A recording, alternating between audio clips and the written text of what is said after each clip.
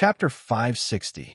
The thick bulkhead completely isolated the noisy footsteps and screams from the outside world.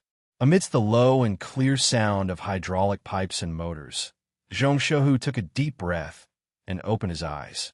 There was a trace of coldness in his eyes. His steel-like hands finally left the back of his wife's hand and landed on the touch screen and operation stick. He hadn't been on the battlefield for many years. How could he be unfamiliar with the controls? Would the mecha under him still be as crazy and courageous as before? Commander, we've contacted the warship behind us. It's a Chindern-class transport ship. There's a regiment of the new 17th Division on it. If we can hold on, there might be hope.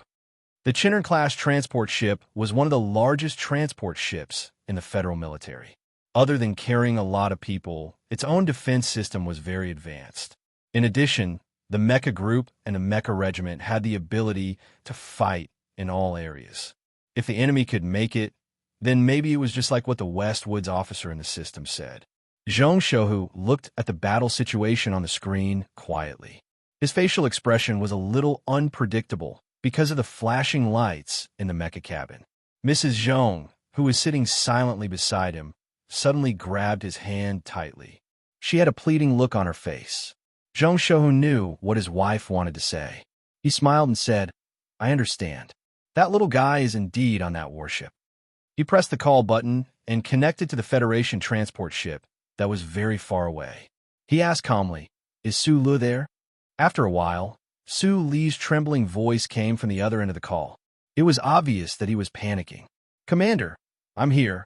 Help me take care of Yanhuahua." "Yes." Zhong Shouhu heard the young man's answer and let out a sigh of relief. That damn fatty was too impulsive. He didn't know what kind of crazy things he would do after he died. It was really not reassuring to entrust his daughter to him. He didn't hesitate to cut off the call. He pushed the control stick and the heavy mecha drove towards the upper space of the ancient bell.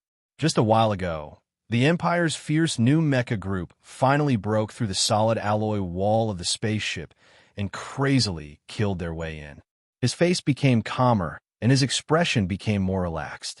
However, there was an unprecedented determination and fierceness in his eyes. Inside the spaceship, which was separated by countless alloy walls, countless fierce battles were ringing out. The electric arcs shot out by the electromagnetic beam bombs burned the walls, making sizzling noises. There were corroded holes and smoke everywhere from the weapons shot out. The Empire's new mecha were like a pack of bloodthirsty beasts.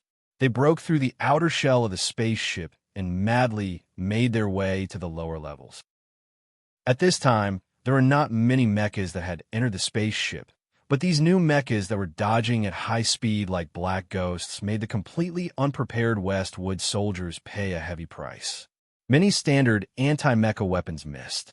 Black smoke billowed and explosions rang out, but they could not stop the beast tide for even a moment. The Empire's new Wolf Fong mecha squad charged all the way to the target area before finally coming to a stop. It wasn't because they wanted to regroup and complete the plan in one go, but because they were forced to stop because a Black Federation mecha with no insignia had appeared in front of them. Behind this mecha was the Silan military's direct subordinate Special Mecha Battalion. Looking at the Black Empire mechas in front of him, Zhong Shouhu raised his eyebrows in the cockpit. He was like a sharp sword that had been bound by a floral cloth for many years and was finally about to break free. He said to his subordinates in a deep voice, "Battle."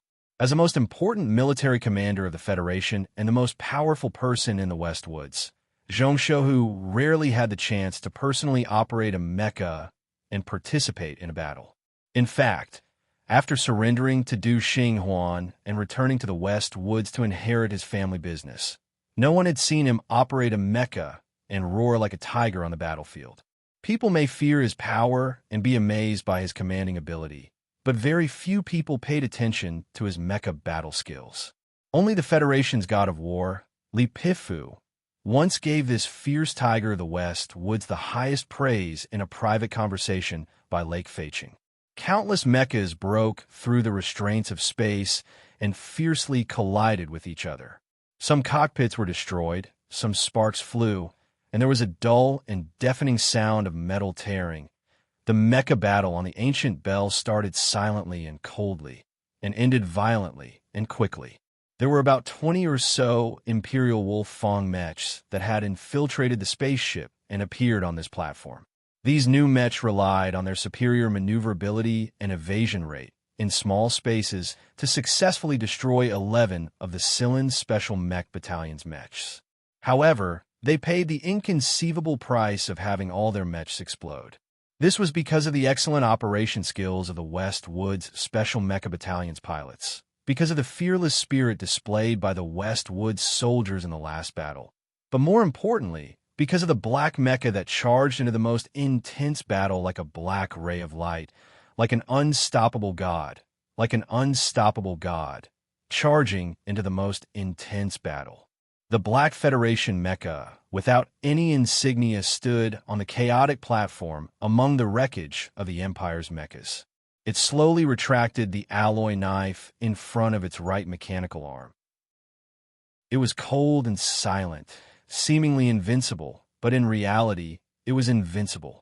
The ejection device at the west corner is ready. The command officer of the spaceship reported loudly from the cockpit system. Zhong Shouhu raised his eyebrows and smiled. He muttered to himself softly, "You want to capture me alive? I also want to try to kill my way into your spaceship and capture your commander alive." In the Empire's Ghost Fleet, there was a light battleship that was exactly the same as the other light battleships. It didn't participate in the fierce attacks of its comrades. Instead, it coldly hid in the formation and watched the intense battle in space. In a normal repair room in the lower level of the battleship, the thin and small Huai Chaosher had been quietly watching the battle through his personal channel. He watched as the fleet successfully ambushed the opponent, besieged the opponent, destroyed 4 Federation frigates, and the Empire's mechas infiltrated the ancient bell. After that, there was silence. There was no more sound. After a while, the battle footage recorded by the mechas that infiltrated the ancient bell was sent back. Looking at the terrifying black mecha on the screen, Huai Chaosher slowly narrowed his eyes. The Empire's mechas that carried out the capture plan were actually annihilated. The tiger from the West Woods was actually so ferocious in the mecha. At this moment, he finally understood why His Majesty was so indifferent towards the capture plan. It was probably because His Majesty was very clear that a person like Zhong Shouhu couldn't be defeated by a mecha. For the first time, Huai Chaosher had a strong desire to fight. He really wanted to fight with that arrogant black mecha. At this moment, his sharp eyes noticed that the ancient bell was making a difficult and risky adjustment in the midst of the bullets. A piece of alloy panel beside the spaceship was opening up, revealing the dark interior of the spaceship. The direction was facing the spaceship that he was in. What was this tiger trying to do? Huai Chaosher narrowed his eyes even more. Suddenly, he understood what the tiger was trying to do. His eyes narrowed, and a trace of ridiculousness and shock appeared in his heart. This tiger was already in a hopeless situation, yet he was still so arrogant as to try to kill the Empire's commander with him. A strong sense of danger surged into his heart. He pushed open the cabin door and quickly walked toward a certain part of the spaceship. There was a Wolf Fong mecha that was covered in dust waiting for him. Duke Carlton's emotions were more ridiculous than anyone else's. He looked at the ancient bell in shock as it adjusted its position for the last time. He guessed what the tiger wanted to do, and his face became very ugly. The mechas he sent were all killed by the opponent. The opponent was clearly in a losing situation, but he dared to carry out such a crazy plan. Who was the one who had the upper hand in this space battle? Why did that target give him the feeling that the hunter, was the target instead? Because of some kind of fear, he waved his hand angrily and shouted loudly, "Give up the plan, kill him." The ejection mechanism of the ancient bell couldn't be activated in the end. The black mecha controlled by Zhong Shouhu also lost its last chance to shine. This was because under the orders of the Empire's commander, the battleships that were cruising around the ancient bell at high speed gave him the final shot that they had prepared for a long time. At the same time, the mechas that invaded the interior of the ancient bell also self-destructed according to the last part of the interdimensional hunting plan. The 20 Wolf-Fong mechas that were turned into wreckage on the platform became powerful explosives. The rest of the mechas that invaded the engine system of the spaceship successfully used their self-destruction to destroy the last power system of the Ancient Bell. The sound of explosions came one after another inside and outside the spaceship. The high temperature of the flames burned the thin space. The flames spat out of the cabin and then suddenly retracted. The scene was extremely tragic. The Ancient Bell that had held on for so long was finally destroyed. Huai Chao-shi, who was preparing to open the screen of the mecha, saw this scene on the screen. His body froze slightly. Then, he silently turned around and walked back to his room. He thought to himself, it's a pity that such a person didn't get a chance to fight fairly in the end. There was a huge hole on the right side of the Ancient Bell. The explosion below the spaceship continued. Countless metal fragments and the bodies of the Westwood soldiers were smashed and burned. The right arm of the black mecha held on tightly to the metal strip beside the hole and didn't float out. Opposite the black mecha was a silent universe with stars as the background. There was no sound at all. It was so beautiful that it was terrifying. In the cockpit of the mecha, Madame Zhong, whose face was pale, was trembling. She weakly leaned on his side and said, "I'm scared." Another explosion rang out, and a gorgeous red light occupied the huge gap. The scene of a universe that made one's heart palpitate was like the setting sun. "We're together, don't be scared." Zhong Shouhu looked at the sea of stars and looked at the way home. He hugged his wife tightly and buried her face in his thick chest. He comforted her with a gentle voice, don't look, and then he died. Chapter 561. The moment the Ancient Bell was attacked, Su Lin knew about it. The warning message of the Federal Central Computer flashed in his left eye. At that moment, his left eye seemed to turn red, making him feel annoyed and cold. He pushed open the cabin door and ran to the central control room of the transport ship. He shouted anxiously, "Contact the Ancient Bell." The federal officers in the central control cabin didn't know what had happened to make Lieutenant Colonel Su Lu so anxious. They looked at him in bewilderment, their hands moving a little slower. "What the F***CK are you waiting for?" Su Lu roared angrily. "Find the navigation map of the Ancient Bell and chase after it." In the transport ship, besides the captain, Su Li's deputy had the highest military rank. However, when he asked to change the navigation route for no reason, the officers who were driving the ship did not dare to follow his order immediately. They all looked at the captain beside the porthole. The captain with black curly hair frowned slightly and asked, "Lieutenant Colonel Su Lu, what happened?" At this time, Su Lu did not consider that saying that the Ancient Bell was attacked would expose the mysterious connection between him and the Federal Central Computer. He quickly said, "The Ancient Bell." A beep sound interrupted his words. The communication officer of the warship stood up in shock and said with a trembling voice, "Received a Level 1 emergency signal. The Ancient Bell was attacked." This news made all the officers in the central control room of the warship stand up in shock. The black-haired captain looked at the communication officer in disbelief. His voice was slightly distorted as he said, "Verify the situation immediately." The situation did not need to be verified because the anxious and painful voice of the officers on the Ancient Bell could be clearly heard from the other end of the interstellar communication. They could also faintly hear the dull sound of an explosion. All the officers and soldiers in the transport ship froze for a moment at this moment. Then, they spread out and quickly sent the information to the space base behind according to the fixed procedure. At the same time, they confirmed the location of the Ancient Bell. The officers and soldiers of the Federation forcibly suppressed the shock in their hearts and carried on with their work. However, their ears were nervously listening to the sound coming from the front. The fleet of the Empire that ambushed the Ancient Bell? The fleet of the Empire could quietly pass through the space channel? There were spies from the Empire within the Federation and the Westwoods? In the spacious control room of the battleship, because of the accurate information sent back by the Ancient Bell, which was in the middle of a fierce battle, there was dead silence. "Is Su Lu here?" The deep and calm voice of a middle-aged man came from the communication system. The black-haired captain and some of the officers recognized who this voice belonged to. Thinking that he was surrounded by a fleet, they could not help but panic. Knowing that he was still alive, at least at this moment, Sulu gently clenched his fist, took 2 steps forward, and said into the communication system with a trembling voice, "Commander, I'm here. Help me take care of the fireworks." Sulu clenched his fists even tighter when he heard this sentence. He felt a strong sense of foreboding.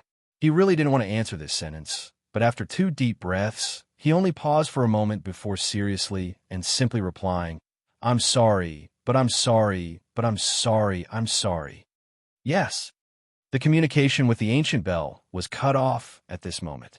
The officers and soldiers on the sinking ship waited nervously for a long time, but they did not hear any sound from the front.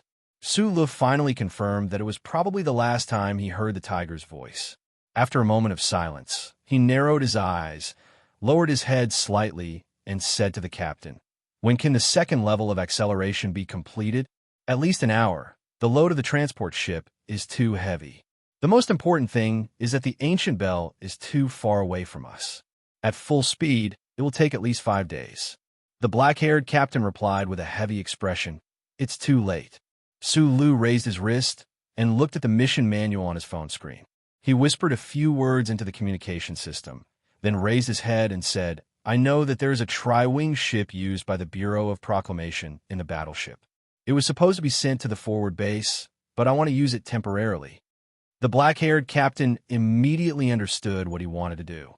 His expression became more serious as he said, "The tri-wing ship is indeed the fastest aircraft in the Federation, but it will take at least 30 hours to reach the location where the ancient bell was attacked. Even if you go, you can't change anything." At this moment, Bai Yulan, Xiong Linquan, and the rest of the members of Group 7 had arrived outside the central control room of the battleship. They received Su Li's group communication and left their respective combat units without hesitation to gather. The captain glanced at the officers who were preparing their weapons outside the cabin and noticed the depressed and frustrated expression of the officers in the room. He said with a painful expression, "Lieutenant Colonel Sulu, you have to know what you are doing. Wake up, it's too late. I'm responsible for your safety and the safety of these soldiers." Sulu walked out of the control room and took the small black box from Bai Yulan. He said without turning his head, "But someone has to be responsible for the safety of the ancient bell." The high-speed tri-wing ship needed 7 minutes to prepare for its departure. In this short period of time, the members of Team 7 knew what was happening in front of them. Shocked, their faces became incomparably grave. They quickly prepared for battle, moving several MX and 1 MXD mecha from the sinking ship's warehouse into the tri-wing ship. All the members walked into the ship. The last one was Sulu, who was carrying the small black box. The information of the attack on the ancient bell is still being verified. The base has already informed the Department of National Defense. We are waiting for instructions from our superiors. The black-haired captain looked at his back and said with a hint of sadness, "It's too late. Why do you want to go and take a look?" "I won't be satisfied if I don't take a look." Sulu pressed the button to close the cabin door. Looking at the heavy cabin door that was gradually closing, the black-haired captain shouted with a complicated expression, "I won't send a single person to you." The light tri-wing ship had a very small yield level. According to the requirements of the Bureau of Proclamation, it was specially developed to set up a net. It could accurately release the signal catcher at high speed. During the investigation of the Macklin project, Lin Banshan was able to rush from S1 to Bermuda in a very short period of time because of this modified tri-wing ship. The light, gray small ship slowly separated from the huge sinking ship. The engine at the back of the ship suddenly spewed out several streams of light. The ship instantly accelerated to the maximum speed and also turned into a stream of light, disappearing into the quiet universe. Once started, the tri-wing ship entered the maximum speed. There were not many people in the federal military who knew how to operate this kind of high-speed ship, and even fewer people who could perform the fastest speed of the tri-wing ship. Liu Jiao might be able to operate this kind of ship, but he was transferred to the 17th Division after being seriously injured. At this time, he was not on the ship.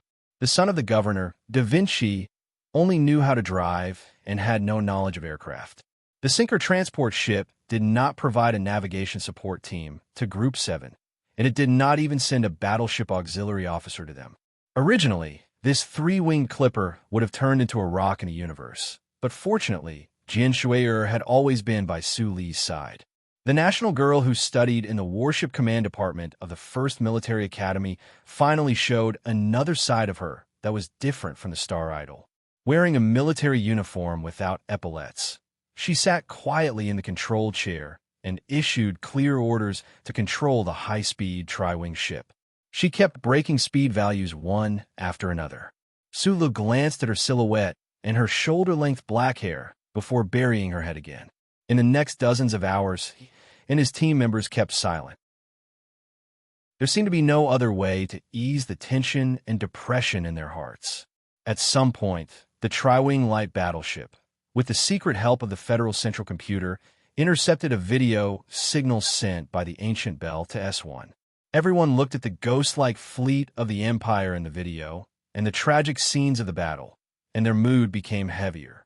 Jian Shui'er gently moved the spherical control panel with her delicate right hand, and the three-dimensional star map, condensed by pure light in the cockpit, slowly rotated. She simply tied her black hair behind her head and forcibly suppressed the faint sadness that she felt when watching those scenes. She continued to focus on controlling the ship. Bai Yulan and the others began to check the mecha again. They knew very well that they would not be able to rescue the Ancient Bell in time. The distance between the two sides was too far, and there was no hope.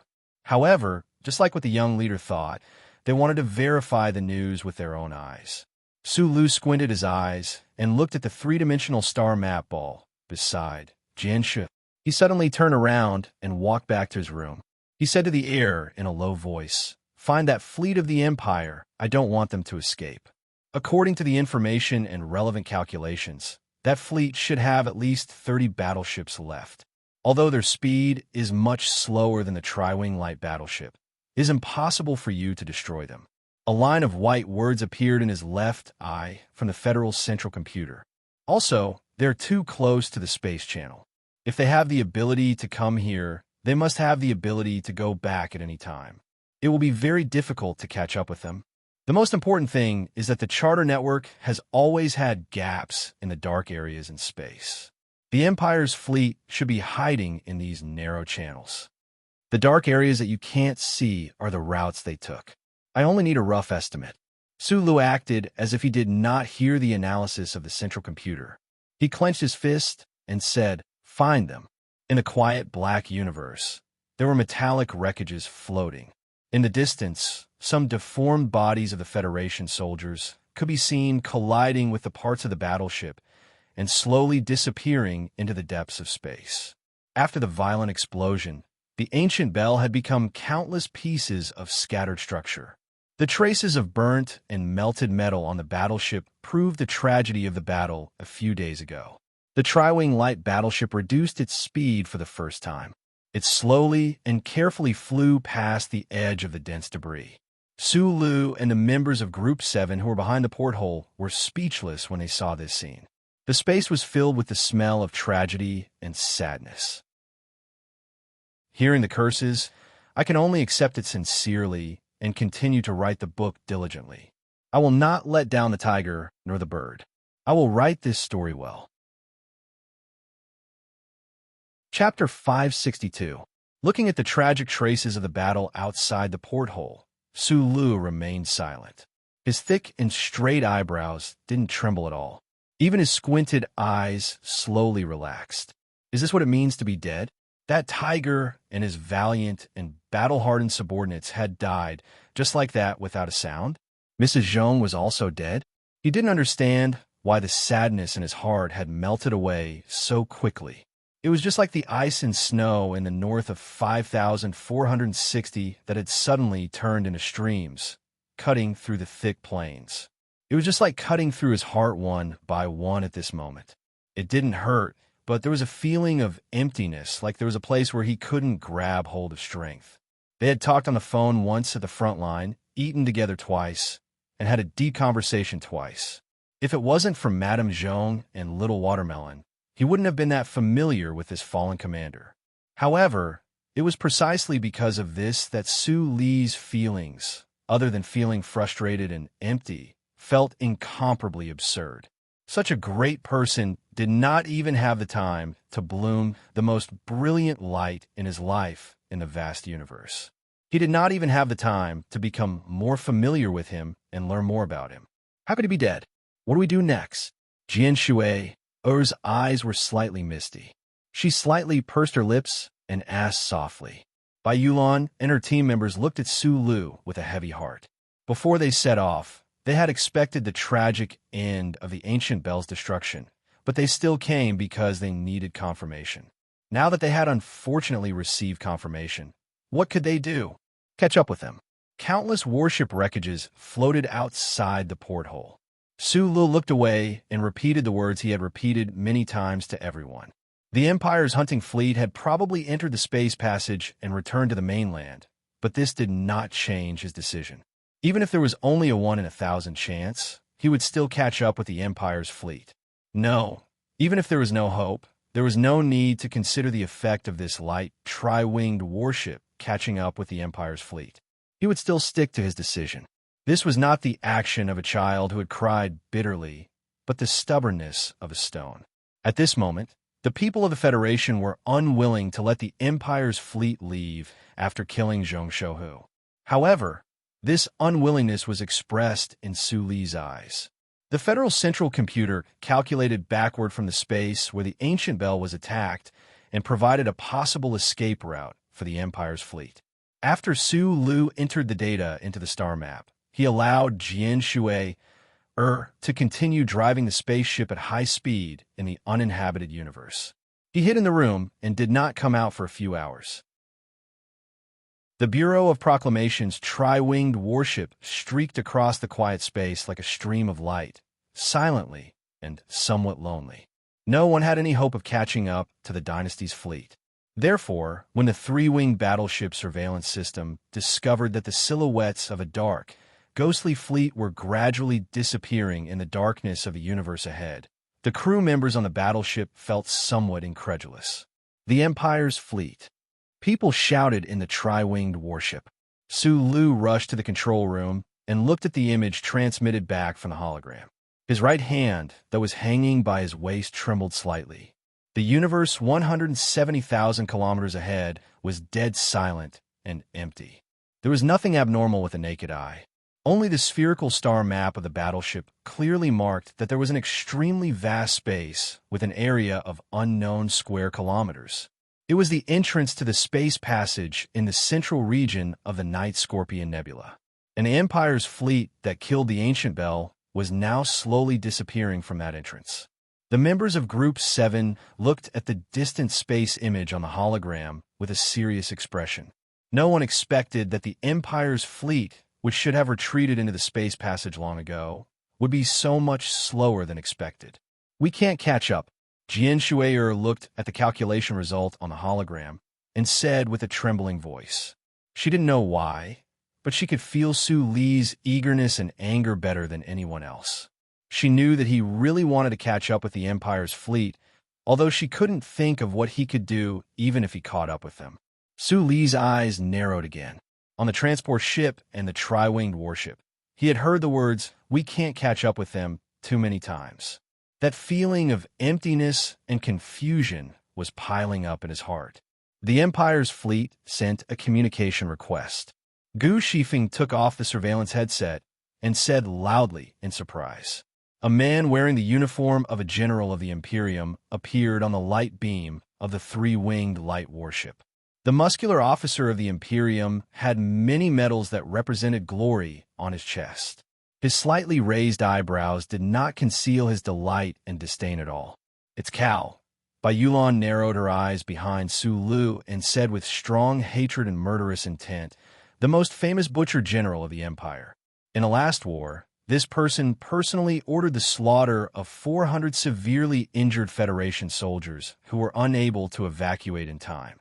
Su Lu narrowed his eyes and looked at the proud and complacent Empire's royal family member on the hologram. He listened to the other party babbling in a language that he didn't understand. Suddenly, he said, "Who knows the Empire's language? Translate for me." Yulon hesitated for a moment and stood up.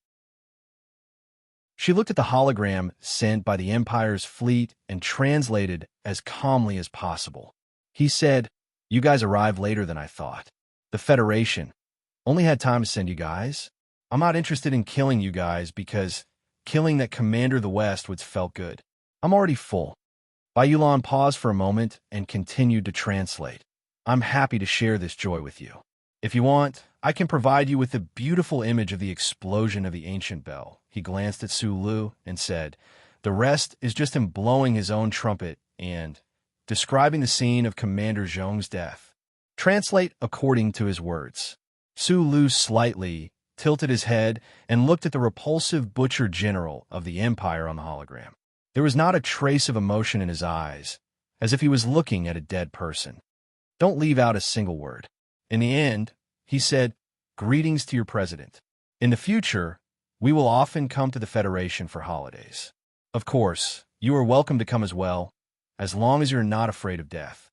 At this moment, the people on the three-winged light warship finally understood why the Empire's fleet had not entered the portal until now. It was because the other party wanted to announce their bloody victory to the Federation. They wanted to show off their bloody smugness and show off their disdain to satisfy the twisted mentality of the County King. After the communication was cut off, the last three warships of the Imperium's fleet moved forward into the space channel silently. The picture was somewhat weird, as if three sharp and enormous black nails had pierced into an invisible membrane without causing any ripples. The Empire's fleet entered the portal and returned to their homeland. At this moment, even if the Federation sent a large number of warships over, they would not be able to launch an attack. They could only watch as the Empire's fleet left. Ever since Li Pifu assassinated the Empire's emperor in the Mecha camp, both the Federation and the Empire had extremely tight protection of their core members on the battlefield. In the past few decades, Zhong Suihu was the most important person who had fallen on the battlefield or fallen in a conspiracy. The other party's commander was the high and mighty County King of the Empire's royal family. Once the other party returned to the Empire's homeland, even if the Federation launched a large-scale attack on the Empire in the future, it would be extremely difficult to kill him on the battlefield. Once the Empire's fleet arrogantly returned to the homeland, it would be extremely likely that it would be impossible to avenge the tiger. But what could they do? They could only watch as the last shadow of the Empire's fleet gradually disappeared into space. Feudal anger, sorrow, and helplessness. A strong feeling of unwillingness pervaded the Federation's three-winged warship. Sulu looked through the screen at the black tail of the Empire's warship that was more than 100,000 kilometers away. His narrowed eyes strangely lit up. He began to lower his head and softly curse. F*CK, F*CK, F*CK. Every time his emotions reached a certain critical point in his life, he would begin to curse uncontrollably. His curses were exceptionally low, gentle, and clean. It was like this. With his head lowered, he suddenly remembered the long conversation with Commander Zhong beside the red pot in the restaurant in the West Woods Sunset State. In that conversation, the Tiger of the West Woods was so high-spirited and ambitious. When talking about the internal strife within the Federation and the conspiracies in the shadows, he once sneered disdainfully and said, "If you want to kill me, you'll have to send an army from the Federation."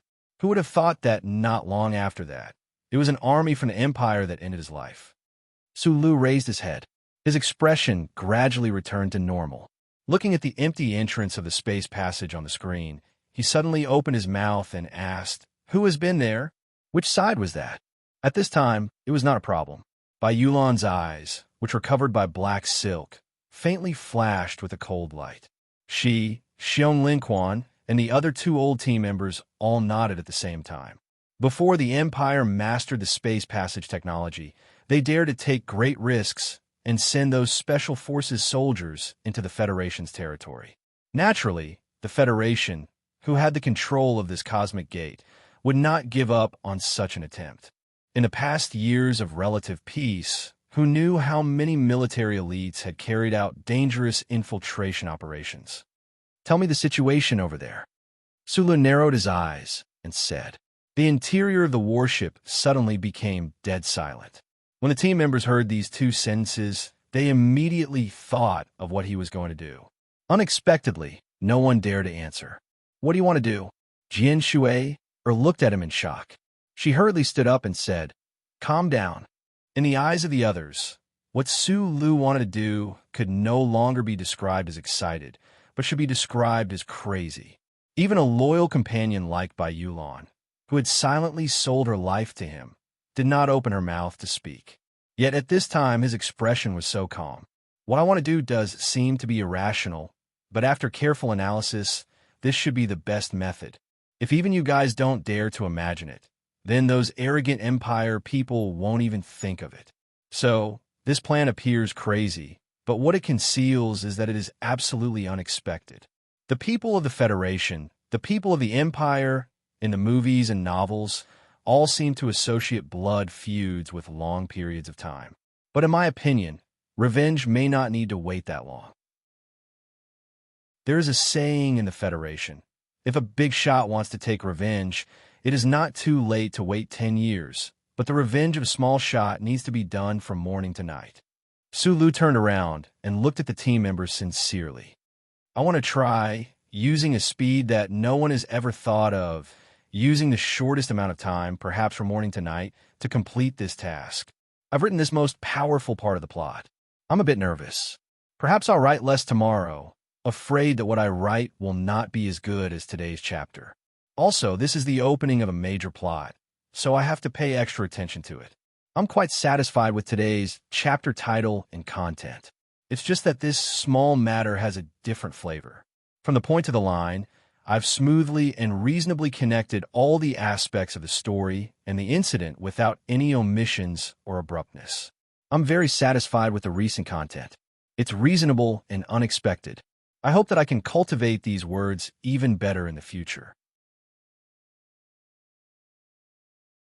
Chapter 563. Late at night, it rained in S1 Capital Special District.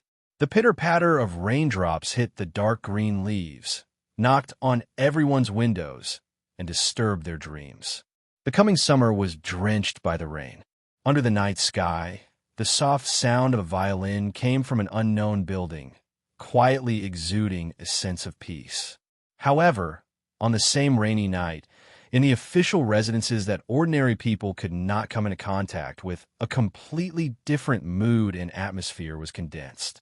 The president's residence, the West Mountain compound, and the top floor of Parliament Hill were all brightly lit. Government officials and military officers rushed to and fro, lowering their voices as they made phone calls in all directions. The shock and nervousness on their faces were unusually strong. An hour ago, the Federation Bureau of Investigation raised the Homeland Security alert to the highest level. The Federation officers and soldiers who were on vacation received the emergency notice and quickly gathered at the 4 military region stations.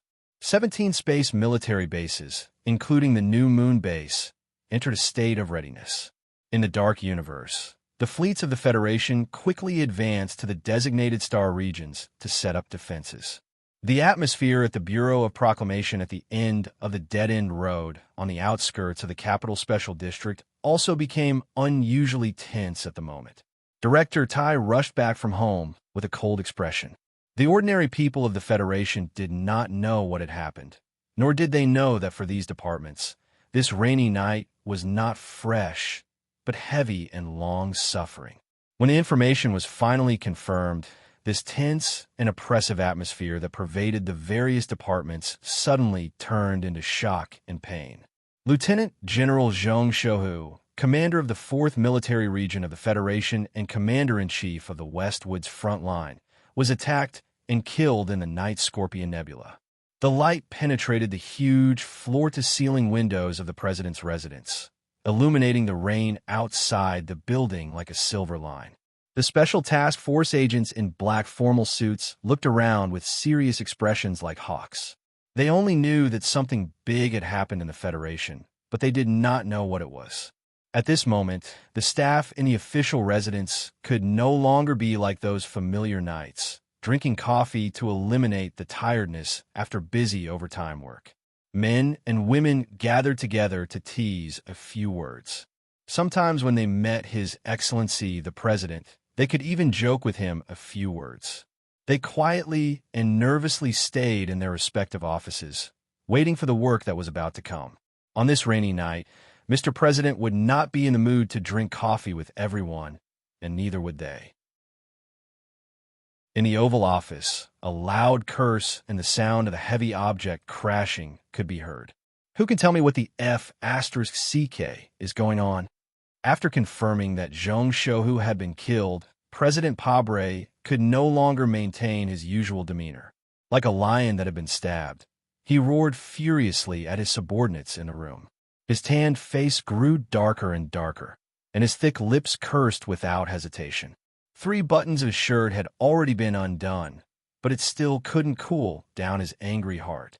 No one answered the president's angry question because no one, including the president, could have predicted such a tragedy, not even considering the possibility of the Empire's fleet sneaking into the Federation's territory to carry out a sneak attack. Director Pai, who had just rushed over from the Bureau of Proclamation, remained silent. The Federation Charter Network should bear the greatest responsibility for this incident, but the big shots in the room all knew that the Federation's resources could support the Bureau of Proclamation's comprehensive surveillance of human society. But for the vast universe, the glory of the Charter, which was known to cover the universe, had always had loopholes. The most pressing question in front of the Federation government at this moment was the most direct reason for the fall of the West Wood Star. How could the Empire's fleet pass through the space passage in the Night Scorpion Nebula? There was dead silence in the Oval Office. President Pabre frowned, pursed his thick lips, and pounded the table twice as if venting. Then he looked back at the oil painting on the wall and fell into silence. The question now is the Empire going to start the attack? The president recovered a trace of calmness, slowly buttoned his shirt, and asked in a slightly hoarse voice, "The troops are gathering and will be done in 48 hours. The chairman of the Federation's Joint Chiefs of Staff, General Myers, looked a little tired at this moment. He replied in a deep voice, "The subsidiary fleet of the space base has already taken off and is rushing toward the Night Scorpion Nebula and the Gary Corridor. How long will it take for the Second Fleet to return to its own defense zone?" President Pabre did not turn his head. He put his hands on his aching waist and asked softly.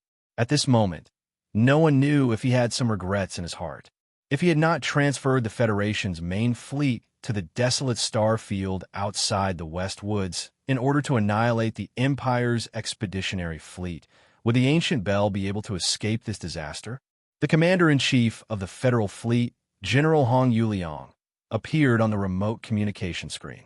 The sadness and self-blame on the face of the female general, who was close to 50 years old, was immediately transformed into calmness and determination by her strong military will.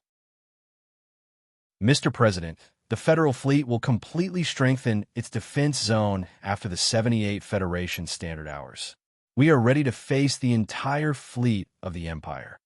She looked down at the analysis report just sent by the staff officer and continued, "According to the precious information that Commander Zhong ordered the Ancient Bell to send back before his death and his own judgment, the Federal Fleet Staff Headquarters has come to the conclusion that the Empire has not completely mastered the warp space warp jump method. It is only a limited control.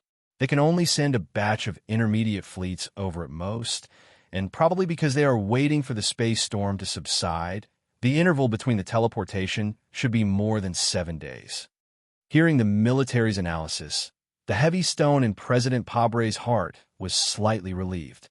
He then asked in a serious tone, "This judgment will directly affect the government's next response strategy. It concerns the safety of the Federation. Are you confident?" "Yes." General Hong Yuliang thought for a moment and replied, "This is just a sinister sneak attack by the Empire. It is not the precursor of a big attack. I support the judgment of the fleet." General Myers tiredly added, "If the Empire has completely mastered the space warp technology, According to the cruel and gambling personality of the Emperor, he will definitely mobilize all the fleets at once and put the most precious first opportunity of a sneak attack on S1. The Oval Office was silent again. President Pabre turned around and looked at the important cabinet members of the Federation government and said, "The government's priority now is to stabilize the situation in the West Woods." The tiger in the West Woods had died. How would his brave soldiers and the ordinary people of the West Woods who loved and respected the Zhong family react? Hold a press conference in the early morning. I am here to announce this sad news to the people of the Federation, especially the people of the West Woods. The president took a deep breath, and a trace of indomitable perseverance flashed across his tanned face. He pressed his hands on the desk, leaned forward slightly, and said in a serious tone, "No matter how despicable the Empire's actions are, they can't disrupt the pace of the Federation. They can't stop us. On the contrary, they will only encourage us. I order that the President's Special Fund within 3 years will be advanced to the construction and improvement of the forward base. The Department of Defense must come up with a final plan within a month. The production of the forward base and the supporting companies must be accelerated. No one could delay this matter with any excuse. Otherwise, I will ask them to be court-martialed." President Pabre looked at the people in the Oval Office and said, "We have declared war on the Empire. Then let the flames of war burn on their land earlier. I unconditionally support the President's instructions." On the remote screen, Vice President Byron of the Federation was the first to stand up and express his support. He said in a serious tone, "Tomorrow, I will call for an emergency meeting of the Federation Parliament and propose to pass the secondary military control." A black roundback chair and a black ridiculous round hat were on the head of the old man from Liyuan Palace. This old man was the true financial oligarch of the Federation. Because in the financial world of the Federation, there would always be only one leader or master, the iron calculator. The object of their resistance would always be the Federation government and the president who had the highest authority in the official residence. As the head of one of the 7 major families, whose every pore flowed with the cold smell of money and numbers, Liyuan Palace was rarely moved by anything these years. Even on the day when the Federation government, in order to attack the Li family, forcibly passed the financial integration law on Parliament Hill, the wrinkles on his face were still as if he was sleeping. However, today, the wrinkles on his face began to pile up like the yellow soil washed by the river, piling up with complicated and sentimental thoughts. Thinking of the phone call he had with several old friends, the old man from Liyuan Palace said to himself with complicated emotions, "The sky is going to rain, and the Federation is going to war. No one can stop it. Only, Tiger, you left so suddenly. I'm afraid such a big family business will be a problem." The back of the mountain, Lady Tai stopped chopping onions and took off her goggles. Her mood had been a bit uneasy today. It was unknown whether it was because of the onions or because of the news, but there was a faint sentimental look in her eyes. It has been confirmed that the news is true. The thin Tai Ziwan stood in the drizzling night wind on the lakeside terrace. He looked at his mother with a lonely expression and said, "Please investigate this matter. I always feel that it's not that simple. Also, no matter who the Federation chooses to take over the position of Tiger's frontline commander-in-chief, I have to make a trip to the West Woods. Level 2 military control? I wonder if the Parliament can pass it." Du Xiaoqing hung up the phone call that big shot had just called. Then he sat in the shadows by the window of his apartment. He looked at the drizzle outside through the curtains and was silent for a long time. His lifelong enemy had died under the artillery fire of the Imperial fleet. This famous general of the Federation should feel lucky, relieved, or strongly unwilling. However, none of these emotions appeared in his heart. On the contrary, some kind of complicated emotions that could not be suppressed gradually appeared on his gloomy and cold face like an iceberg. Du Xiaoqing's eyebrows twitched slightly. It seemed that he was about to cry, but in the end, he did not. After a long silence, he opened the drawer beside him and took out a very rare old-style photo. This was a group photo taken many years ago when 5 youths were in the prime of their lives at the first military academy. In the slightly curled photo, there were 2 beautiful girls squatting in the front row. On the left, Chao Juran was now the wife of Prime Minister Nan. On the right, she was Zhong Shouhu's wife. In the back row were 3 young officers. Standing in the middle was Zhong Shouhu, whose face was slightly chubby and full of youthfulness. Fatty Tian was still a thin bamboo pole. He was standing happily on one side, while the cold Zhong Shouhu was standing on the other side, bored. Du Xiaoqing looked at the photo and thought of many things in the past. His finger gently slid across the photo and the girl's face, as if he was gently caressing her who had disappeared into the universe.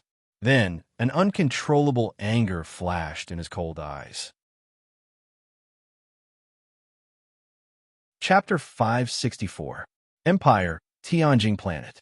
The Supreme Emperor of the Left Sky Star region had left the lofty Zhaixing Tower today. Instead, he was strolling in the royal palace that was sheltered by green trees. He carried a small green pot in his right hand, and his long black hair with silver strands draped over his shoulders. Like a poet, he walked back and forth in the royal palace.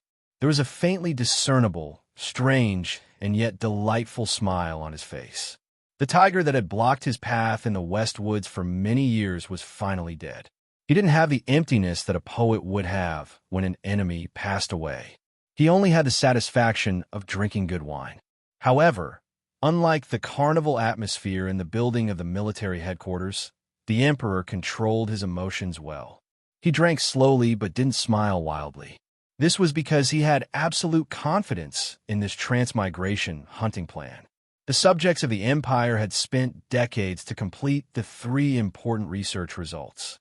This time, all of them had been invested into the plan to kill Zhong Shouhu.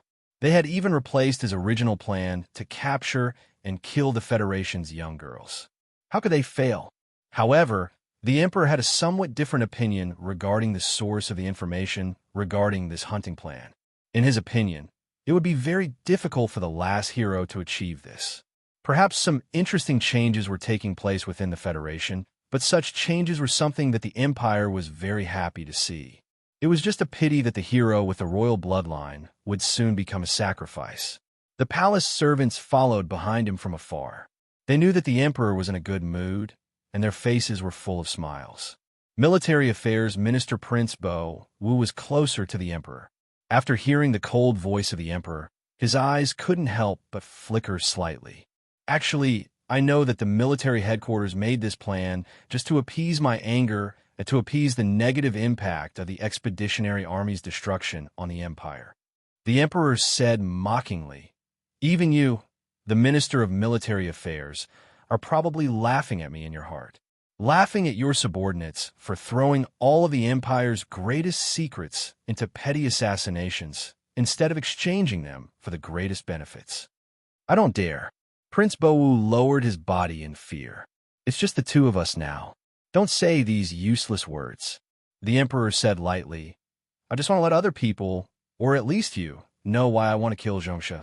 Because I want to force the Federation to attack earlier."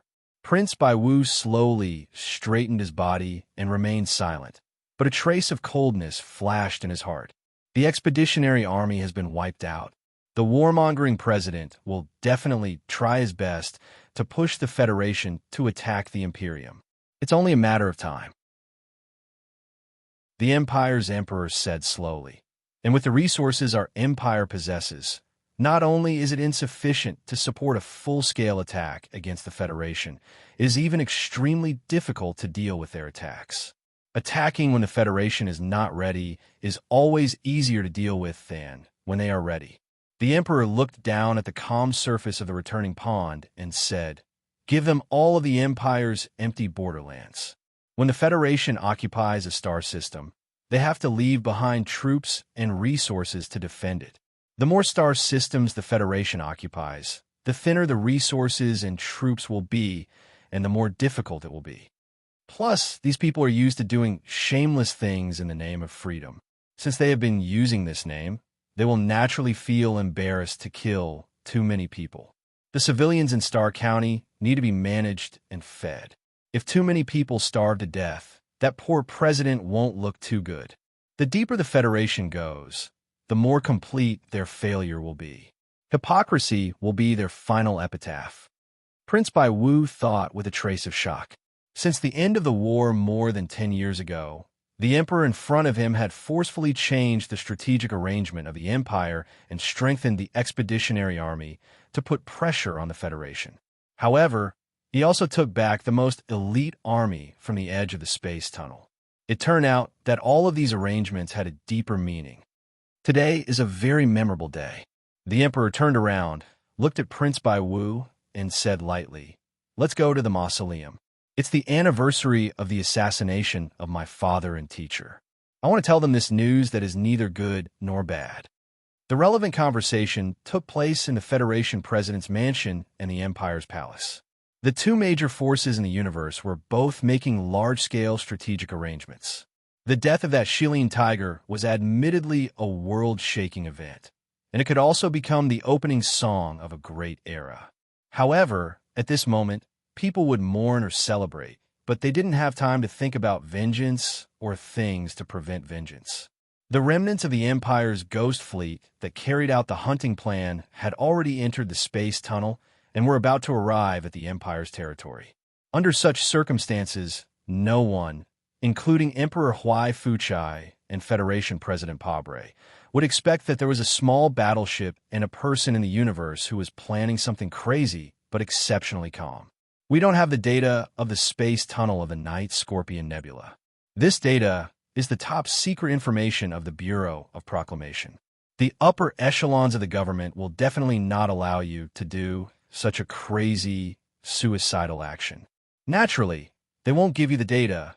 Jinsha looked at Sulu and said seriously, "I can't explain too much, but I do." Sulu lowered his head slightly and said softly, "The Empire was able to successfully attack the Ancient Bell because no one in the Federation thought that they had the ability to send a fleet over. Similarly, no one in that fleet thought that we would go over like a bunch of idiots and carry out a counterattack. The enemy has at least 30 battleships, and we only have one light battleship. No matter how you look at it, this is suicide." Lan Xiaolong, who had been silent all this while, suddenly said, "Boss, I'm not afraid of death. I just feel that it's not worth it to commit suicide like this. If we want to avenge Commander Zhong, we should first live well and then find our revenge on the battlefield." Sulu didn't explain too much. He smiled and looked up. "I've come up with a plan. The success rate is very high, at least 30%. The team members were silent. "What did you come up with a plan?" However, after a moment of silence, Xiong Linchuan's rough voice rang out. 30%, we can try. Then let's do it." "Let's do it," Gu Shifeng said. "Do it." Da Vinci's face was slightly pale, but he still gritted his teeth and roared. Bai Yulan stood quietly at the side and didn't speak. The rest of the team members didn't speak either. However, their body movements showed the attitude of this small group. The most valiant counterattack against the shameless sneak attack of the Imperium was something that every soldier of the Federation was willing to try. In particular, the behavior of the Butcher General of the Imperium before he left had already hurt their self-esteem. How could they allow these people to kill the Federation military's commander and then leave safely? "All right," Jin Shui sighed softly. She lifted the black hair beside her ear and tied it into a ponytail. A smile flashed across her beautiful face. "Then let's hurry up and get ready. But I'm very curious. What's the arrangement for the part of your plan to come back?" "Of course we'll take a ship back." Su Li's answer was extremely natural and concise. He smiled and said, "Of course, we should first go to the computing room to perfect this plan. Can you go?" "Of course I can. Unless you want to go to Tianjing and peek at the Empire's princess bathing, I really can't do that. However, I must remind you that I'm basically in a state of hibernation over there. Furthermore, my power is very weak. If you go too far into the Empire's territory, I may lose contact with you at any time. It's fine. I only need to go a short distance, kill that Duke, and come back. If I really want to go deep into the Empire's territory, I'll probably be dead by then." In the room, The members of Team 7 and Jianshe were quickly drafting a surprise attack plan on the screen on the table. What they needed the most now was, of course, the data of the spatial channel that Su Lu had promised. However, Su Lu didn't enter the room at this time. Instead, he stood outside the door with his head lowered and spoke to the Federal Central Computer in his mind. Although he had thought for a long time that since the Federation controlled the spatial channel and had attacked the Empire's territory many times, they must have hidden some means in the Empire's star field, such as a signal interruption station in a state of dead silence, or a certain scale on the antenna of the charter network. Su Lu was truly relieved now that he had obtained the personal confirmation of the charter network. There are indeed many satellite propulsion devices used by the Bureau of Proclamation to set up the network on the ship. The problem is that there's no way to install them on all the mechas. If the surprise attack on the enemy's flagship succeeds, how are we going to return to the ship? A tactical expert of Team 7 frowned as he looked at the drafted plan on the screen on the table and said in confusion. Everyone in the room raised their heads at the same time and looked at Su Lu outside the door in confusion. If it's just one mecha, that's enough, Su Lu said silently in his mind. Then, he ordered the charter network to close the door. After a smooth sound, the high-strength isolation visual door quickly closed, separating Su Lu outside the door and the people inside the door into two different worlds. The team members in the cabin were stunned for a moment, but they immediately reacted. Expressions of disbelief and panic appeared on their faces as they rushed for the door. They knew Su Li's personality, so no one shouted or tried to persuade Su Lu to do something stupid. Instead, they directly tried to open the cabin door. Gu Shifeng quickly opened the workbench and crouched on the ground to connect to the spaceship system. Her 10 somewhat clumsy fingers operated at a speed that had never been seen before. Xiong Linquan even impulsively picked up the heavy Darlin's autocannon beside him, wanting to blast the cabin door open. Fortunately, Lan Xiaolong beside him held him tightly. Bai Yulan did not move. She only raised her head and glared at Su Lu through the 3 transparent barriers. She, who was usually submissive, had a dark and angry expression on her face at this moment. Jian Shui stared blankly at Su Lu outside the door. She clenched her fists tightly, and tears silently flowed down her cheeks. The story should not have developed like this. The black-haired the brave and skilled member of Team 7, should have set off together with the small-eyed man outside the door and fought together. She should not have just watched him leave alone. If you hadn't told me, I wouldn't have thought that the Bureau of Proclamation's spaceship's escape pod design would be so interesting. Su Lu said to the charter network. Looking at the actions of the people inside the door, he felt warmth in his heart. According to my calculations, your chances of survival are indeed not very high. So, if you want to cry, just cry. Don't tell such unfunny jokes. Su Lu smiled. He thought to himself that a boring creature like a hero could easily become a dead man, so it was better to leave this kind of opportunity to the boredom. He was still used to fighting alone. That way, even if he died, only one person would die. Then, he gently patted the cabin door and said goodbye to his companions on the other side of the door. Accompanied by the ear-piercing sound of air jets, the 3-winged light spaceship's escape pod was released. Those familiar and kind faces slowly faded away. At this time, the charter network reported, the secret line to the president's residence has been connected. Su Lu picked up the phone and said, "This is Su Lu. I'm at the entrance to the Night Scorpion Nebula. This is Pabre. Please speak." The president's unexpected and quick answer came from the other end of the phone. The Empire still has a seed in the Federation. He should be at. Su Lu gave an address and then continued. It was the assistant director of the Bureau of Proclamation, Shui Zhedong, who terminated the purge investigation during the project. President Pabre was silent for a moment. He was obviously shocked by this news again. Then, he reacted and asked in a deep voice, "What do you want to do?" Su Lu did not answer and directly hung up the phone. Then he walked back to the 3-winged light spaceship's control room and sat on the central control chair. He said to the air, "Let's go. Actually, I can send the data and operation manual of the space channel directly into your brain. Then you can personally pilot it. You should know that I am strictly forbidden from directly performing physical operations. This is the basic law of the First Charter. Even if you have the first sequence authority, you can't change it. Back in 5460, you directly operated a mecha to send me off. After that, you did the same thing. In fact, you've already violated the First Charter many times. And in my opinion, this has nothing to do with my authority. It's purely because you like this kind of fun. Sula no longer paid any attention to the silent central computer. He narrowed his eyes and looked at the quiet universe outside the porthole. He said, "Sorry to trouble you. I want to go over there." Chapter 565. In the dark universe, there were still particles ejected by the engines of the remnants of the Empire's fleet ahead.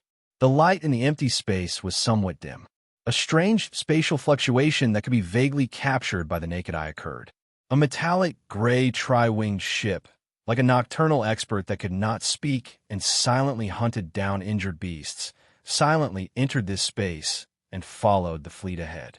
In the lower level of the tri-winged ship, Su Lu carefully dismantled the Bureau of Proclamation's small satellite propulsion device on the ship and then installed it on his own mech. Occasionally, he would glance at the unfamiliar space on the screen. Then he lowered his head and remained silent. There was a proverb in the Federation that said, "There is nothing new under the sun." Right now, he and this dark tri-winged ship were sailing above the sun, among the dim light of countless distant stars. But he also felt that the space of the Empire was just like the space of the Federation. There was nothing too strange about it. Before the Empire's fleet entered the space channel, Duke Kadon's arrogant and cruel final declaration allowed the Federal Central Computer to obtain and deconstruct the electronic signature of the ship he was on. In the risky plan that Su Lu and the Central Computer discussed, the tri-winged ship would follow the Empire's fleet from afar and try to find an opportunity to launch a surprise attack on the flagship before the enemy entered the Empire's border space defense line. If the sneak attack succeeded, Su Lu would have to activate the jet propulsion device that was currently installed on the MXD mech immediately. The tri-wing ship would be directly controlled by the central computer to follow at high speed and accurately perform a high-speed dive to support him when he left the ship again. This was a crazy and risky plan. The most difficult part of the plan was how to ensure the connection between the central computer's tentacles and the S1 main body after entering the Empire without directly dissipating into countless electronic particles due to the lack of a signal relay station. The craziest part was the evacuation after the successful sneak attack. The tri-wing ship had to maintain an extremely high cruising speed to pick up the MXD that was ejected into space before the Empire's fleet could react. This kind of difficulty was like throwing a pebble from a green hill at a high-speed train that was whizzing past by a naughty child. The pebble had to pass through the window that had just been opened, and in the end, it had to fall into the teacup in front of the passenger, creating a few dark brown splashes. The paper cup did not fall, and the pebble did not shatter. According to the calculations of Charter's computer, the Empire's ghost fleet in front of them had forcefully passed through the space channel twice and suffered a strong counterattack in the process of ambushing the ancient bell.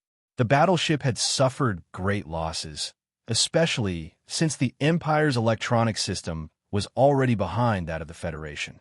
It should be riddled with holes from the space storm and lose a lot of long-range surveillance capabilities. Under such circumstances, even if the other side still had more than 20 warships and more than 10,000 combat troops surrounding them, with Su Li's terrifying mecha piloting ability and the Charter computer's even more terrifying computing power, it was still possible for them to launch a surprise attack on the other side's flagship and kill that General Butcher. But what about after that? The naughty child on the green hill would start throwing pebbles. Would the passengers drinking tea on the high-speed train be frightened? Other than the white-haired conductor, the most important factor was probably luck. In the cold and cruel space battlefield, any plan that required luck was usually a suicidal plan that only focused on moving forward and not thinking about the consequences. People in their right mind would never make such a crazy and risky decision, but Su Lu had made the decision. Because at this moment, he was the young engineer in the hotel in Hong Kong after the terrorist attack on the peace concert in the 4 states. He was filled with the unique anger of a young man. Donlin's orphan was very strong, but he had no family since he was young. The uncle died selfishly. Group 7 was indeed like a big family, but he had to play the role of a young parent. He would also get tired. There was never a solid wall behind him or a warm kitchen steam to lean on or warm up. In the fast food restaurant in Shishia State, he found a trace of that feeling. He was not familiar with that man, but he really had that feeling. In the end, that man died. That feeling did not have time to become a normal enjoyment. It became an extravagant hope. There was also that Shilin military windbreaker in the wind and snow outside the airport when he had just arrived at S1. That lady whom he had not met many times, but who was as gentle as a sister. Until now, he still remembered that he had once called her sister. In the Lufeng Slope Clubhouse, under those oil paintings, he had once seriously told this graceful and noble lady that he owed the Zhong family of Westwoods. In the night phone call a few days ago, he had promised little Watermelon that her parents would be back soon. Sadness, anger, the desire for revenge, and the promise, all of these reasons came down to the initial consideration. In the end, it all came down to one's temperament. As a person who saw injustice on the road, he wanted to kick a couple of times to prevent tripping over children passing by. When faced with such a big emotional impact, he was furious and depressed. If that imperial royal county king did not die, Su Li's life would not be happy. Therefore, he quickly decided to launch a revenge war against the imperial fleet alone and seize every moment. The space defense density of the Empire's border is completely out of my expectations. I have been remotely tracking the fleet for 40 minutes, but I have not seen any Imperial fleet or even any surveillance satellites of the Empire. I don't know why. Maybe it is because the Imperial fleet's mission to attack the Ancient Bell is too important, so it has been carried out secretly. But since it has succeeded, there should be no need to keep it secret. Why is there no reaction from the mineral star that we just passed? The MXD Mecha, disguised as a black, dazzling light, was already ready. Su Lu, whose skin was wrapped in the simulation system, sat silently in the dreary cockpit. As he slowly regulated his breathing, he spoke softly to the system. It didn't seem like he was asking the charter computer, but more like he was recording the last mission of his life. Because of the undercover, after the last war, I have not investigated the Empire's movements for many years, so I can't answer. Also, a final warning. The range of my perception is limited to the very narrow space outside the Empire's border. If you insist on using only the minimum number of signal interruption stations, I may lose contact with you at any time. Su Lu used silence to express his attitude. In order to complete this whimsical and crazy revenge, he needed the help of the Federal Central Computer. However, he also knew that the Federation had attacked the Empire several times and spent a lot of money to hide the signal relay stations in the Empire space. It was a foreshadowing for the next universe war. These extremely precious resources could not be exposed too much in advance because of his personal actions. The 11th hidden node has been activated. The Federation's central computer displayed in his eyes. 380,000 kilometers in front of the tri-winged spaceship, in the annular meteorite belt around a planet, a meteorite suddenly trembled slightly.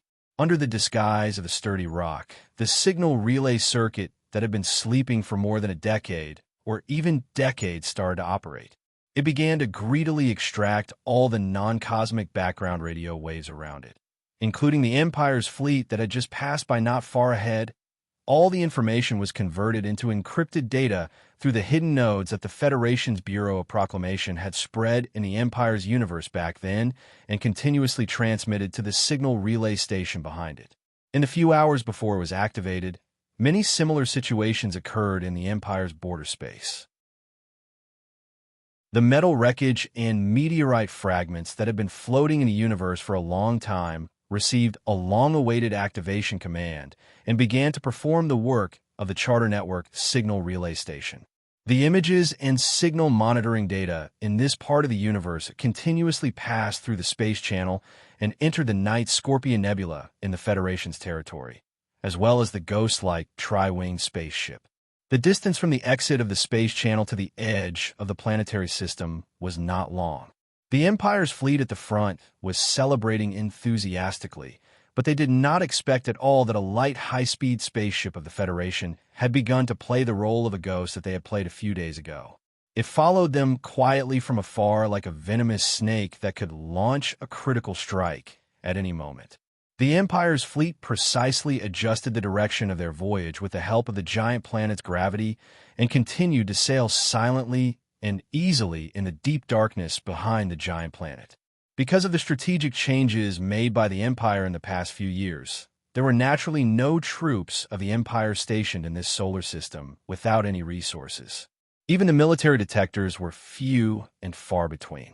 Therefore, anyone in this fleet discovered that the metallic gray tri-winged spaceship of the Federation had accelerated to the intersection of darkness and light at the edge of the giant planet at some point earlier under the cover of the giant planet's vast area and began to prepare for an attack. If I die in the enemy's warship, then I don't need to say anything. But if I really succeed, you must catch me when I'm ejected, or I'll fall to my death. Sulu looked at the ultra-thin display screen in front of him. His eyes narrowed slightly, but his eyes were extremely bright. He said to his only companion at the moment, "In the gravity-free environment of space, you won't fall to your death. I'd rather fall to my death than become a target floating in front of these dozens of warships, or become a piece of trash floating in space forever." The lower-level release gate of the Federation's tri-winged spaceship slowly opened. However, what came out was not those metal ball-like node signal relay stations, but a dazzling black military mecha. With a loud boom, the body of the tri-winged spaceship shook violently. The powerful ship's ejection device fiercely ejected the black MXD, as if it was a stone thrown out with force. The electronic shield is so beautifully made. In the dim cockpit, Sulu, under the protection of the circulatory life support system, did not feel the cold and horror of the universe outside the cockpit. He narrowed his eyes and stared at the ultra-thin display screen, looking at the image of the giant planet's horizon not far away. He confirmed that the Empire's fleet had not discovered his arrival until now. The commander of the Empire's fleet, in order not to let the blazing light of the star disturb the carnival inside the ship, chose to pass through the back of the giant planet. The 4 warships at the front had already entered the dazzling light, and the flagship with the exotic beast engraved on its bow was now slowly moving out. The ghost-like black mecha silently, but at an extremely high speed, pounced in that direction. The surrounding universe was quiet and vast, with countless beautiful stars. But in Su Li's eyes, there was only this ship.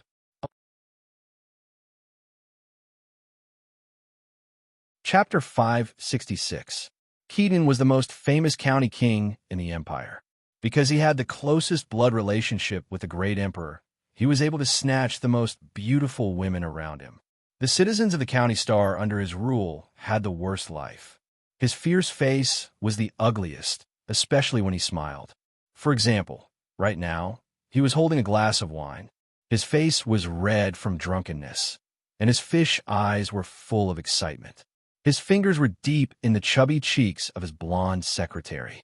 His smile was so smug and cruel. In order to celebrate His Majesty's great victory, should I find a few more virgins after the celebration?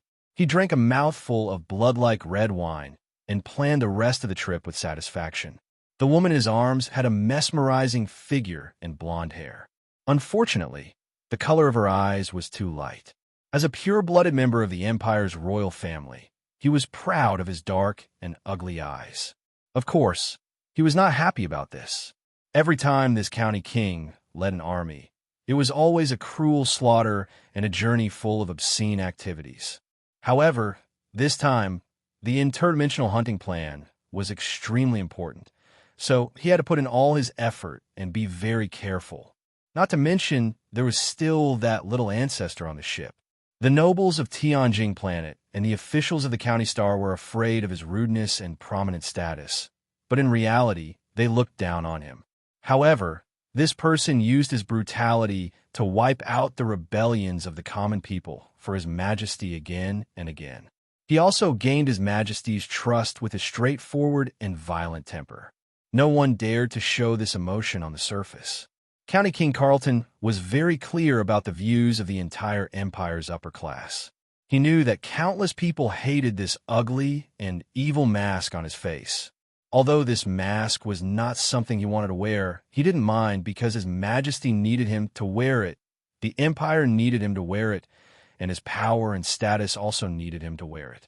He had worn it for too long and was addicted to it. Gradually, he was very happy wearing it and forgot that the brutality was a mask given by His Majesty or his own nature. Many years ago, when he left Tianjing planet for the first time and took the warship to a remote star region to suppress the rebellion, he gradually liked this feeling. He liked to watch those unsatisfied lowlifes tremble in front of the Empire's armored troops with crude self-made weapons, their faces pale, their feces flowing, and they scattered like a bunch of animals. Among the similar beautiful memories, there's also that year, those federal prisoners, those fat maggots that kept wriggling on the wounds of the foreigners, the painful howls of the foreigners until they groaned softly, and in the end, they died silently like garbage. But from now on, there was probably nothing else that could make him tremble with excitement and enjoy the supreme climax of his spirit than the scene of the ancient clock ship's explosion a few days ago. I don't want to be recorded in the history of the Empire. I just hope that my position in His Majesty's heart will be more stable, and I'll be able to allocate more resources to my army. Keaton thought with satisfaction. He laughed and squeezed the woman's buttocks. He seemed to see a beautiful scene in front of him. A short and sharp cry rang out.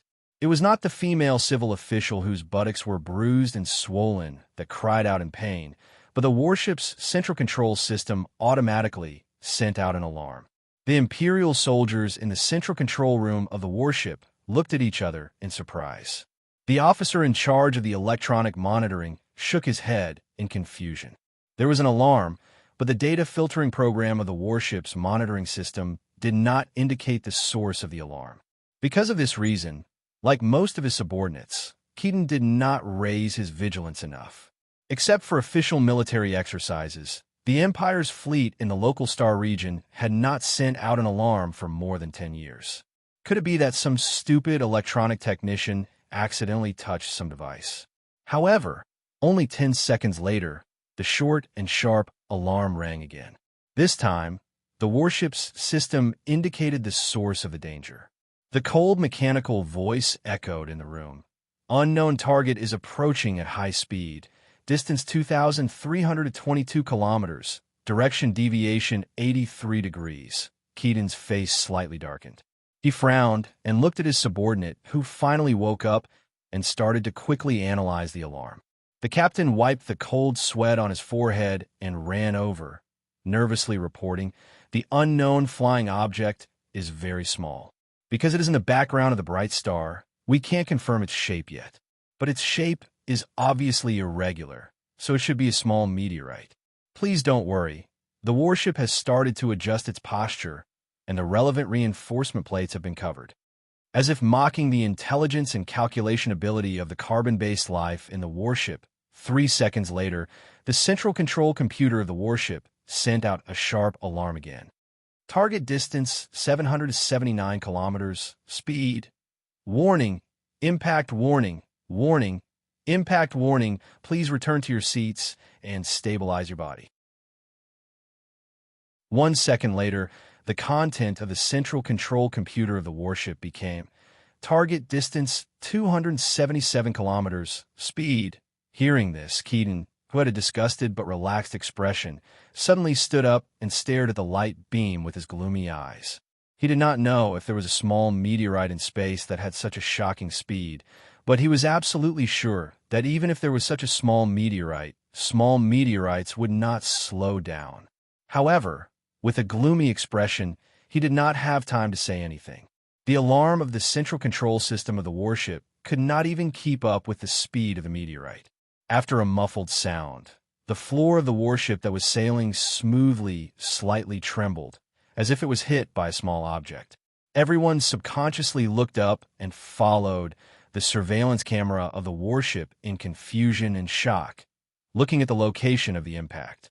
With one look, many of the officers of Dynasty could not help but let out a gasp, because they saw in the vast image of space, on the lonely outer shell of the warship, a Black Federation new model mechanical suit appeared. The surroundings were dead silent, but the unpleasant sound of metal colliding was still echoing in the cockpit. The MXD smashed into the upper hull of the Dynasty's battleship like a meteor. Although it was forced to decelerate in the last 1,000 kilometers with the help of the propulsion system, such a violent collision would still mercilessly take away the pilot's life. However, the muscle fibers and bone joints in Su Li's body, along with the mysterious cultivation method taught by the uncle and his incomparably diligent training, had become incomparably tough, and had actually withstood the terrifying instantaneous time that was instantly overloaded by 30 times. Uncle George Carlin had once said, "The human body is the #1 machine." Then today, Su Li's body was undoubtedly on the path to becoming a powerful metal machine. With a slight ringing in his ears, he did not have the time to admire the Federal Central Computer's orbit calculation ability, nor did he pay attention to the vacuum outside the cockpit that was still extremely cold even under the blazing light of the stars. He only typed in an operation command as fast as he could. Shang Xiao and the Nutshell Engineering Department had specially designed the MXT mechanical suit, which still retained some of the weird design of the Little White Flower years ago. Following Su Li's input, the super alloy plate on the left chest of the MXT mechanical suit suddenly opened, and a mechanical repair arm that glowed with a metallic light quickly extended out. The tool at the front of the slender mechanical repair arm was like a human's finger. The moment it came into contact with a certain metal part of the outer hull of the Imperial warship, it began to hum and rotate rapidly. The weak electric sparks produced by the forceful connection of countless circuits flashed in the vacuum. Without the support of the main cannons, it would be extremely difficult for that lone black MXD mecha to forcefully blast through the super thick alloy shield of the Imperial battleship in the middle of the vast universe. Furthermore, this specially made MXD mecha had already been stripped of most long-range heavy firepower weapons in order to maximize Su Li's control advantage. Therefore, he did not plan to blast a large hole in this Imperial warship before crawling in. Instead, he planned to use tools to open this warship from the front, just like a thief trying to pick a lock. Only this thief, the Black MXD, had already exposed himself. The blueprints and related data of the Imperial battleship previously entered by the Federation's central mainframe flipped through rapidly in Su Li's mind. He needed to kill his way in before the Imperial battleship could react. Otherwise, those terrifying battleships that were still charging around his mecha would crossfire on their own, directly blasting him and his mecha into smithereens or sinking them into the darkness of space. The Black MXD was like a gecko, sticking closely to the terrifyingly wide hull of the target warship. Sparks flew everywhere, and it only existed in the vacuum for an extremely short period of time before silently disappearing. 3 seconds. In just 3 short seconds, 3 seconds that left all the Imperial soldiers on the warship dumbfounded and speechless, the Black MXD successfully non-violently removed the thick alloy plate. Amidst the heroic atmosphere of the murderous atmosphere around him, the Black MXD dashed in a flash. "I'll kill him." As the Black MXD entered the Imperial warship at high speed, Su Li spoke very seriously into the communication system. Data and annotations from the central computer of the Federation flashed in his pure black left pupil now and then. Following the data and annotations, Su Li maneuvered the mecha forward at a high speed and found an inconspicuous cover of the connection assembly. After breaking it open, he cut off the preliminary surveillance sensors in the relevant areas of the Imperium's warship. The Federal Central Computer had been researching the Imperial warship for almost 100 years and had collected a huge amount of data. Furthermore, it had supercomputing power that the Imperial people were envious of and terrified of. Therefore, even though the warships of the Imperial Ghost Fleet were specially modified to withstand the storm in the space passage and to hunt down the ancient bell, he could still accurately guess the design ideas of the Imperial Academy of Science. From there, he could provide specific data and suggestions for Su Lu to launch a surprise attack. Under the guidance of the Federal Central Computer's supercomputing power, Su Li's mechanical engineering talent was also displayed to its fullest. The tall and heavy black MXD nimbly dodged around the Imperial warship and found a second position. It quickly dug open an alloy valve, and with a flick of its mechanical arm, it accurately installed the device. Every movement was so concise and beautiful. It was like an enlarged version of when he was focused on mechanical engineering. From the time he broke into the warship until now, the second hand of the Universal Standard Clock had moved 17 times. The internal defense system of the Imperial warship had been fully activated, but not a single Imperial soldier could stop him, and not a single Imperial mech could surround him crazily. Chapter 567. Under the effect of the pressure difference, the air in the upper layer of the Empire's battleship was ejected out of the ship at high speed. The roaring wind cut through the cockpit and then disappeared. In the next moment, the black MXD also turned into a violent wind in the upper layer of the battleship.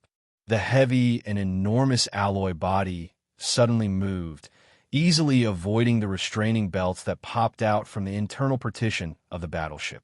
Pulling out a high-speed afterimage, it passed through the long covered bridge and rushed towards the dim patio passageway.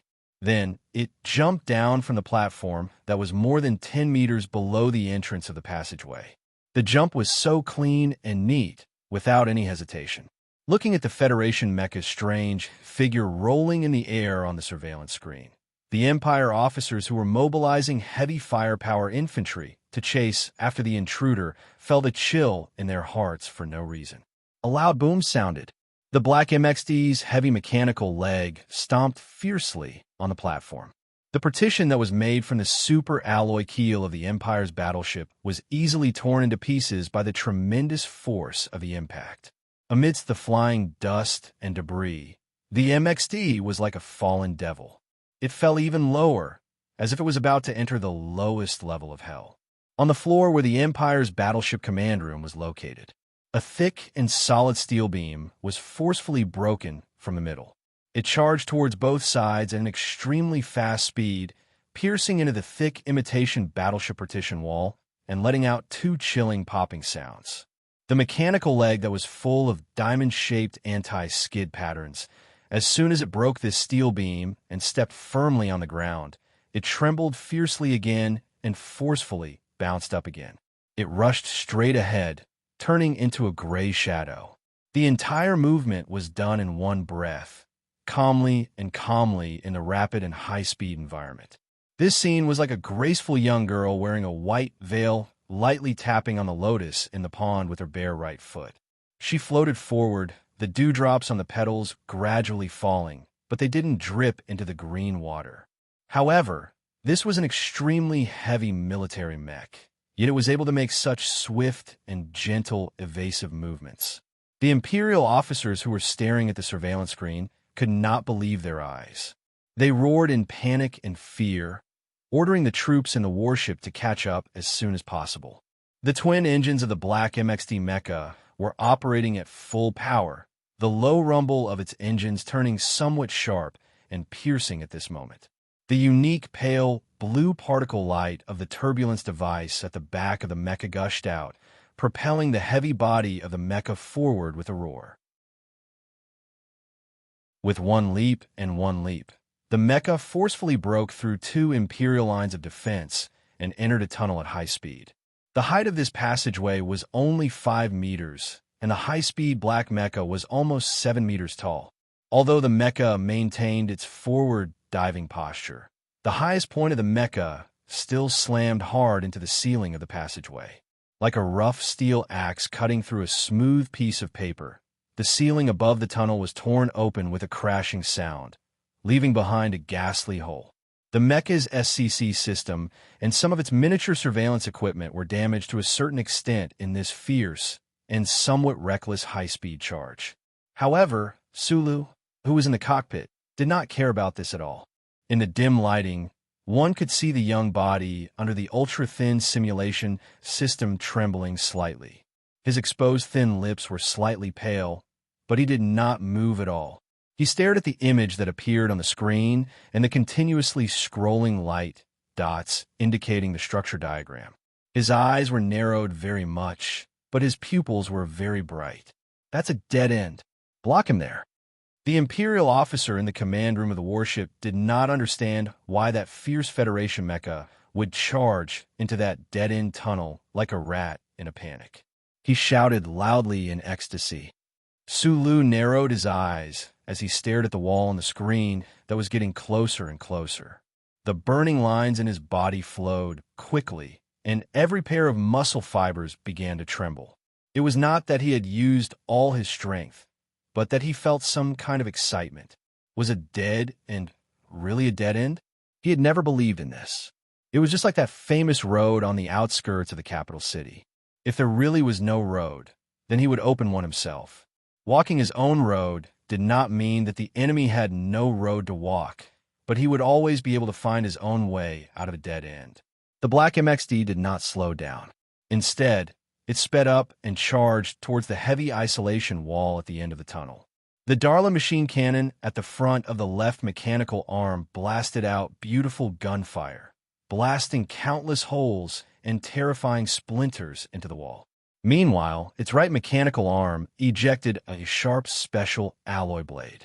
In the instant that the mecha crashed heavily into the thick wall, countless sharp flashes of the blade abruptly burst forth.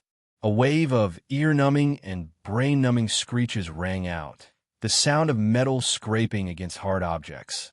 A strange cloud of dust had yet to disperse at the end of the tunnel, but the black mecha was already incomparably valiant, charging over without reason. Behind the thick wall was an alloy door. The black mecha broke through it. Behind the door, there was another thick isolation wall. The black mecha broke through it. Inside the complex structure of the Empire's battleship, the black mecha, which looked a bit small in comparison, was no longer as unpredictable as a ghost. Instead, it turned into a mountain-splitting axe, unreasonably attacking in a straight line. For a moment, no one knew what this mecha was trying to do. Apart from Sulu and the old guy in the tri-winged warship 7,000 kilometers above the Imperium's fleet like a ghost, nobody could figure out their plan. Relying on the sensitive equipment on the MXD, the central computer of the Federation had been deducing and confirming the relevant structural plans of the Imperium's warship and calculating the possible deployment of the enemy's forces. More than 10 seconds ago, it finally found a path. This path was a straight path, a dead end that led straight to the core area of the Empire's battleship, a path that led to the death of Duke Carleton. The powerful Black MXD, under Su Li's almost crazy control, continued to break through like this. After breaking through 3 walls and 4 doors, it finally arrived at the destination of his journey, or rather, the location of the mission. The strange sound of air currents exploding suddenly rang out. The wall was like a brittle, air-dried synthetic skin, shattering piece by piece and then collapsing to the ground. The Black MXD mecha entered at high speed from the outside of the hole and landed heavily on the ground. Right now, the black mecha's exterior was already covered in wounds.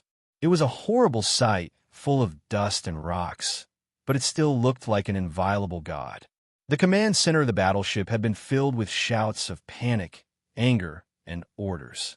Following the unbelievable appearance of this black mecha, all of them suddenly stopped. Hundreds of Imperial officers stared at this Federation mecha in disbelief, shocked, speechless. Right now, the tri-wing battleship that was 7,000 kilometers above the Empire's battleship slowly adjusted its position. The Federal Central Computer that was automatically controlling the tri-wing battleship started to prepare for the high-speed dive that was about to start. For some reason, the existence of this logic program felt a very strange data flow phenomenon maybe it was emotions. The Federal Central Computer thought that what it was about to do was similar to Sue Lee's crazy mecha running, so it was a bit excited. Duke Carlton, who had been staring at the screen with a pale face, suddenly turned around and stared at the Federation mecha in shock. The surveillance system of the battleship couldn't keep up with the speed of this Federation mecha at all. Who was the person inside this mecha? Most importantly of all, how could he find the channel that led to the command center so easily and freely inside his own warship when he himself had not figured it out yet?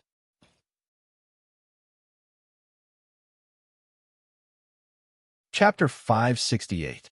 Duke Cadone looked at the Black Federation mecha that broke through the wall and immediately deduced that the opponent must be the Federation soldier in the small battleship they saw before they entered the space tunnel. But the opponent only had one spaceship. How dare he chase after him to kill him? This world was truly crazy and ridiculous. A mocking and contemptuous smile began to spread through the gaps between the muscles on his face. From his point of view, this black mecha had the guts to enter the Empire's star sector and to break into flagship when no one expected it to come right in front of him. It did show extraordinary combat ability, but it was still just a pitiful lunatic. The Empire had prepared this hunting plan for almost 2 years. Countless people had worked hard to achieve this goal. Did this Federation soldier in the black mech really think that by using the courage that was stirred up by anger and the time that he had bought with his madness and sacrifice in battle, he would be able to learn from the Empire's plan and kill himself to avenge that damned tiger? The sharp sirens and flashing warning lights mixed together. The debris on the wall of the command hall was still flying in the air. The muffled noises that came from all directions were like the most heavy drum beat in a symphony. The heavy isolation doors at the outermost edge of the Empire's flagship were all physically closed under the command of the core electronic code of the system. From this moment on, this Federation mecha that brazenly killed its way into the interior of the battleship was like a trapped beast locked in a metal cage, unable to escape. A mecha. Duke Cadone laughed arrogantly. He put his arm around the beautiful blonde civil official's waist and walked towards the escape door that just opened, ready to leave. In order to hunt down the ancient bell, the mechas on the battleships all left the ship to fight. In the end, they all turned into mecha bombs and disappeared into the universe. They paid a terrible price. But in order to protect Duke Cadone and a certain noble who had been hiding his identity, the mechas on the flagship didn't move until now.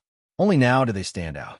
2 ace mecha pilots from the Empire's royal family and 3 of the strongest mecha masters under Duke Carlton's command controlled 5 new Wolf Fong mechas and coldly blocked the front line in the middle of the command room.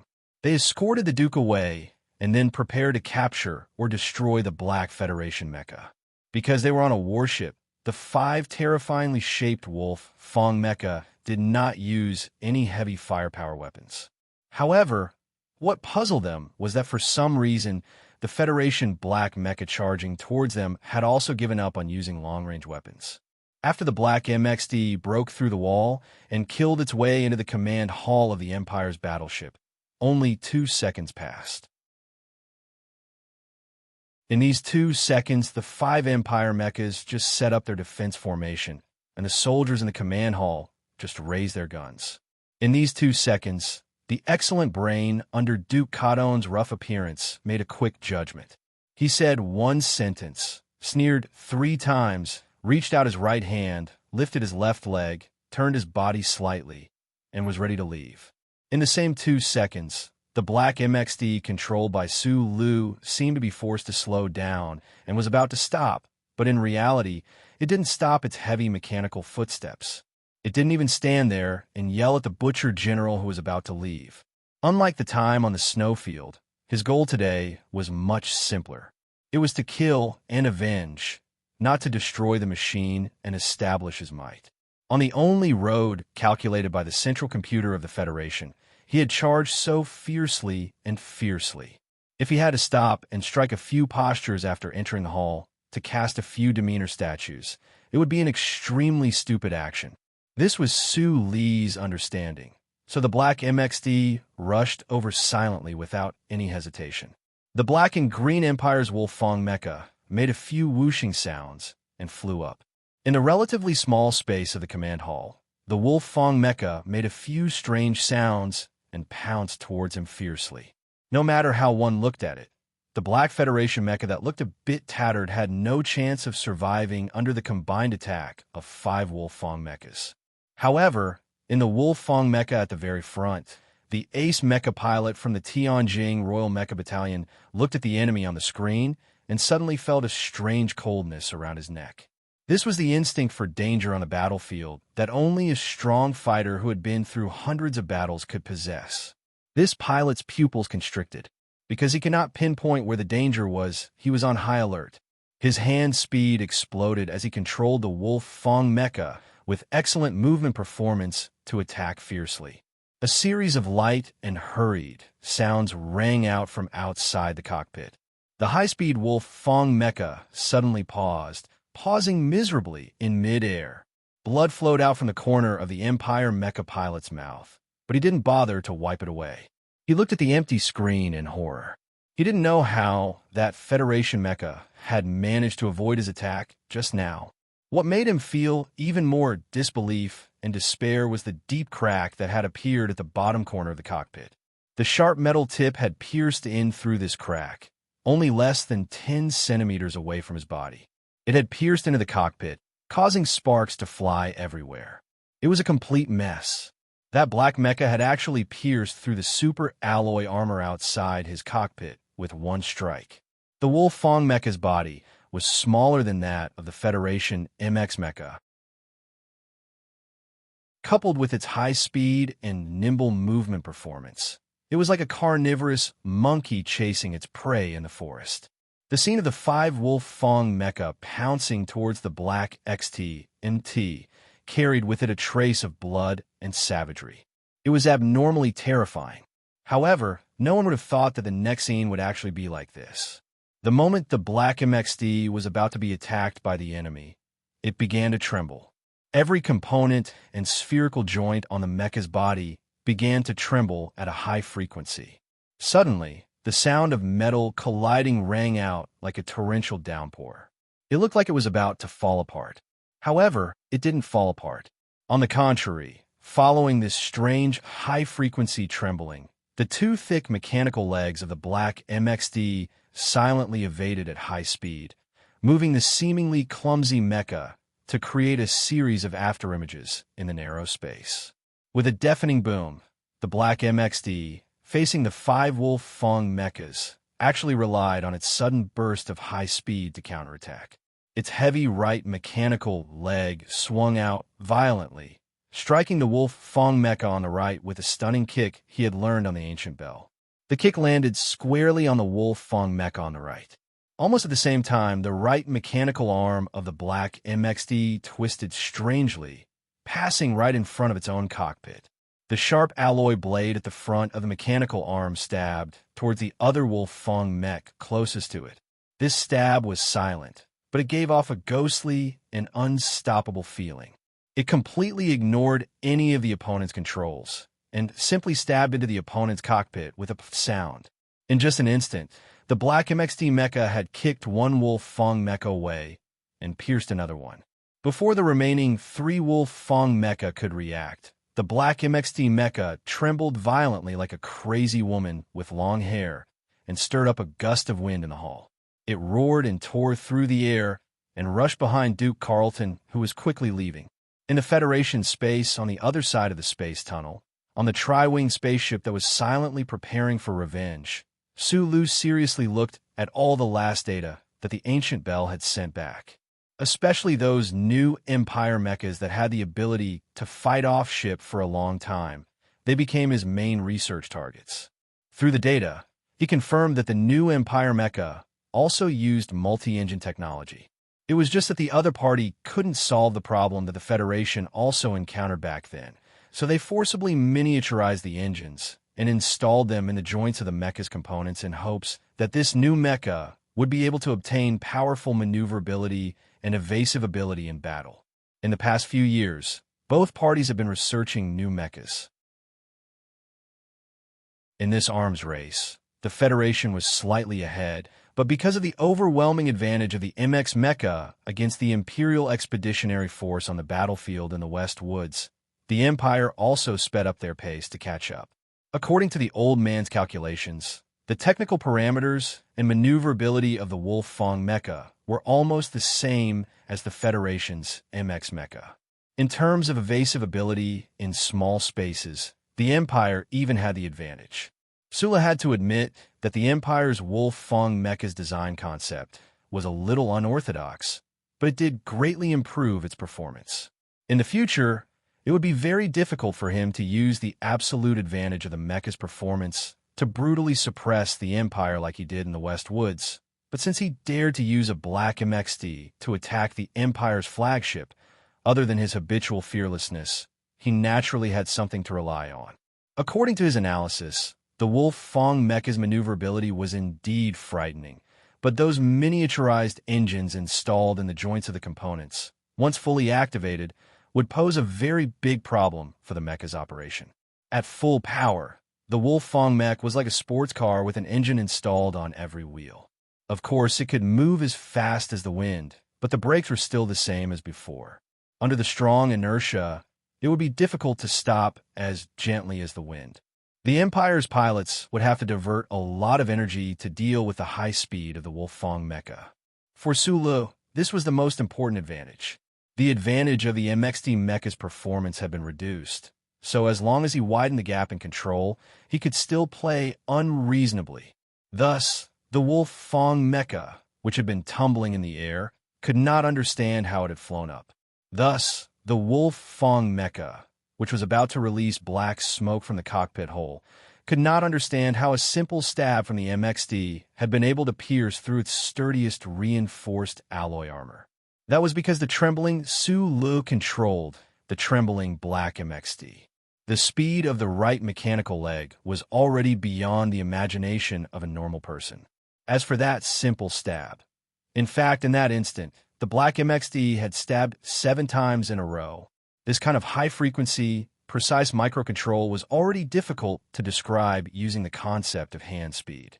In fact, after he had been disappointed and failed consecutively to reach level 6 in the H1 section of UA University Library, he, who had gradually grown stronger, had never tested the so-called hand speed and reaction speed again. Those mecha tests from the Empire were no longer an awkward mountain for him to climb over. Now, he had even almost completely forgotten the concept of hand speed. The black mecha rushed behind Duke Carleton. At this moment, all the Empire people were dumbfounded. Other than the remnants of the battle, sound waves in the command center, there was only dead silence. The 3 Wolf Fong mechas that were left behind seemed to be fixed in place by some mysterious force. The blonde female civil servant had a shocked expression on her face. Her mouth was wide open and scarlet, and her eyes were filled with fear. The woman hugged her head and screamed in terror, finally waking up the frozen time and space. The Wolf Fong mech that was sent flying by the black MXD fell heavily to the ground, rolling helplessly towards the wall with an unpleasant sound of friction, crushing 2 Imperial officers to death in the process. Duke Carleton struggled to turn his head around. The shadow of the huge black mecha occupied his entire vision. His muscles were trembling slightly, and he looked like he was about to cry and laugh at the same time. His lips were slightly opened as if he wanted to say something. Before he could completely turn around, before he could say a word, even if it was his last words, with the sound of electric current, the tall black MXD raised its mechanical leg and stepped on the ground in the shadow in front of it. With a light thud, the huge and heavy metal mechanical foot pressed down on Duke Carleton's head and stomped him to the ground. Then, the foot lightly turned to the left and right, as if it was stomping an insignificant bug to death. The guy under the mecha's foot must have been turned into a meat patty. The muscles on the opponent's face must have become the wrinkles on the meat patty. However, Sula didn't feel disgusted. Instead, he controlled the heavy mechanical leg to turn left and right again to make sure that the opponent was dead. He was in a state of excitement that he had never felt before. In the short 3 seconds after he killed his way into the Empire's warship lobby, It wasn't the most powerful attack the Black MXD had ever made, but it was the most powerful attack he had ever made in his life. Those 5-wolf Fang mecha were indeed difficult to deal with. Only by channeling all of his power through the simulated reality system in an instant, pushing his state to the limit, could he break through the opponent's defenses so easily, killing Keaton before he could escape. Now that Carlton was dead, this excitement didn't subside. Instead, it became even stronger. After he knew that the ancient bell was attacked, he had been in an extreme state of sadness, depression, and anger. But because he suppressed it under his silent appearance, he let these emotions seep into his bones. At this moment, those extremely negative emotions suddenly drilled out from every bone in his body and were released through his pores. It felt wonderful. F***CKU. Die. In the dim cockpit, Su Lu, who was sweating profusely, stared at the picture on hologram. His lips trembled as he cursed. Then he waved his fist. It had only been less than 24 hours since he decided to do this crazy thing in the tri-winged warship at the other end of the space tunnel to actually kill the other party. This hearty revenge was indeed a race against time from morning to night. Satisfied? I'm most satisfied with the chapter title. The chapter title is even a bit proud.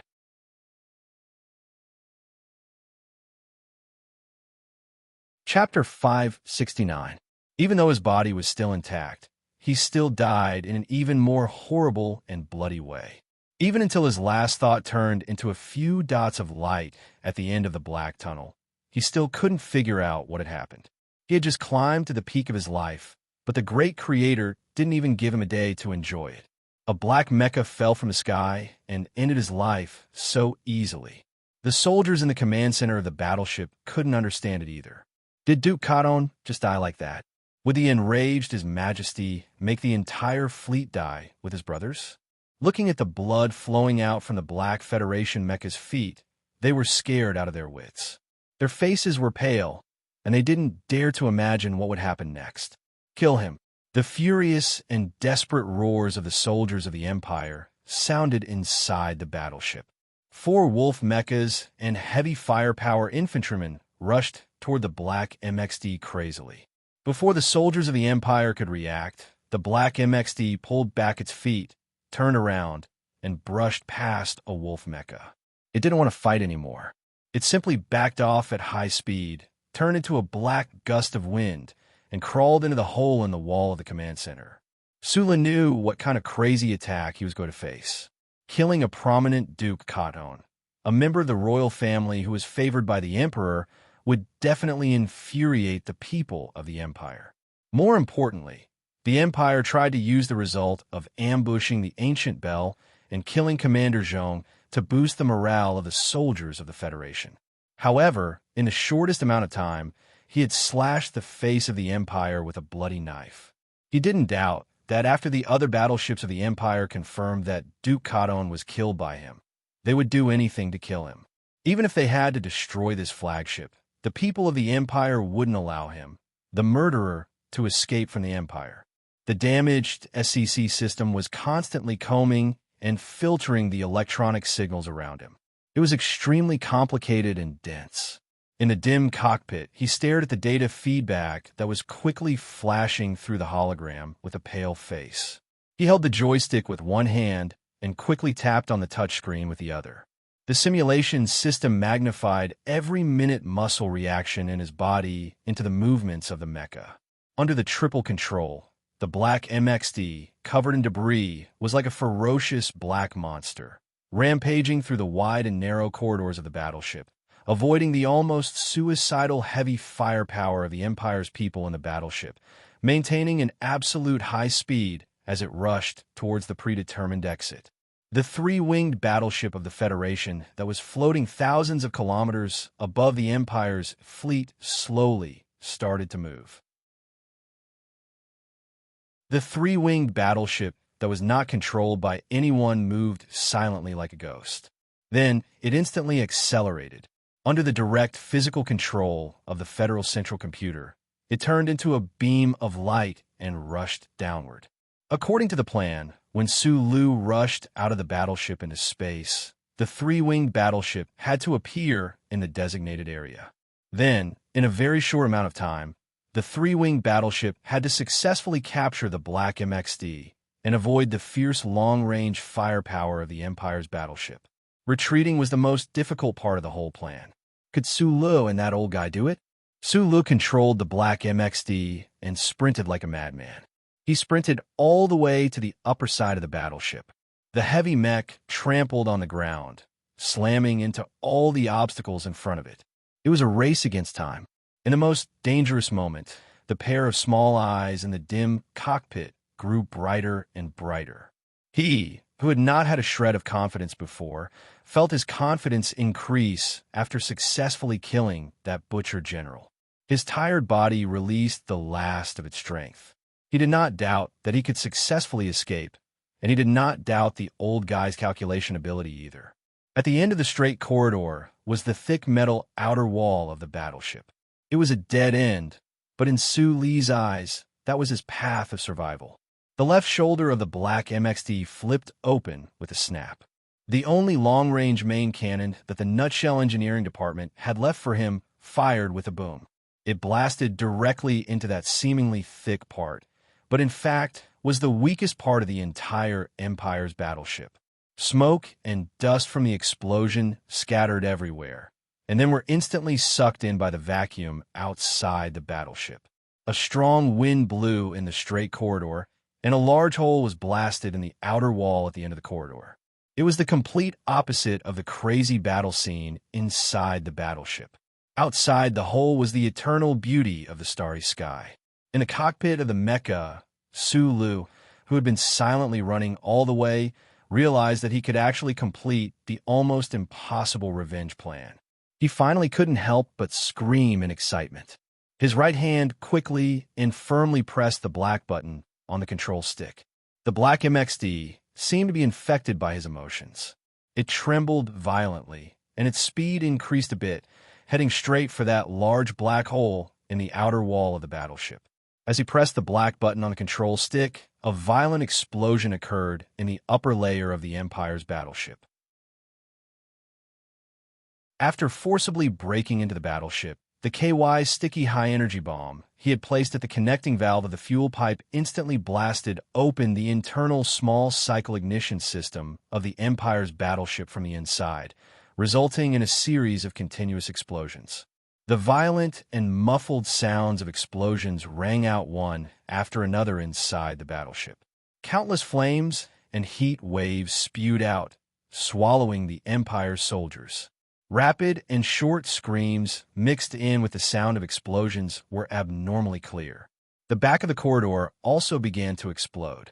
The flames and heat waves spewed out under the effect of the pressure difference, chasing after the Black MXD like a fire dragon, or rather, pushing it even faster. At this time, the tri-wing battleship had already swooped down at high speed to a place 300 kilometers away from the battleship. He was going to seek refuge in the Sea of Stars. The Sea of Stars was right in front of him, but it was far away on the horizon. Suddenly, just less than 100 meters away from the large hole in the outer wall of the battleship, the Black MXD that was advancing at high speed suddenly twisted its body forcefully for some reason and slammed heavily into the left side of the corridor. The Black Mecha's seemingly unreasonable pause and dodge just so happened to avoid death. At that moment, the right side of the corridor seemed to have turned into a crispy caviar biscuit. Pieces of it peeled off and scattered, and a sharp light that could even be described as mournful slashed out from those pieces without any warning, slashing toward the Black MXD's right shoulder. With a whoosh, a deep wound appeared in the outer armor of the Black MXD's left shoulder. There was actually no way to completely dodge the opponent's casual attack that had not been brewing for a long time. Amidst the flying wall fragments, a light green mecha walked out like a demon god and coldly attacked the Black MXD. Its momentum was before the Sea of Stars, and it was overwhelmingly powerful.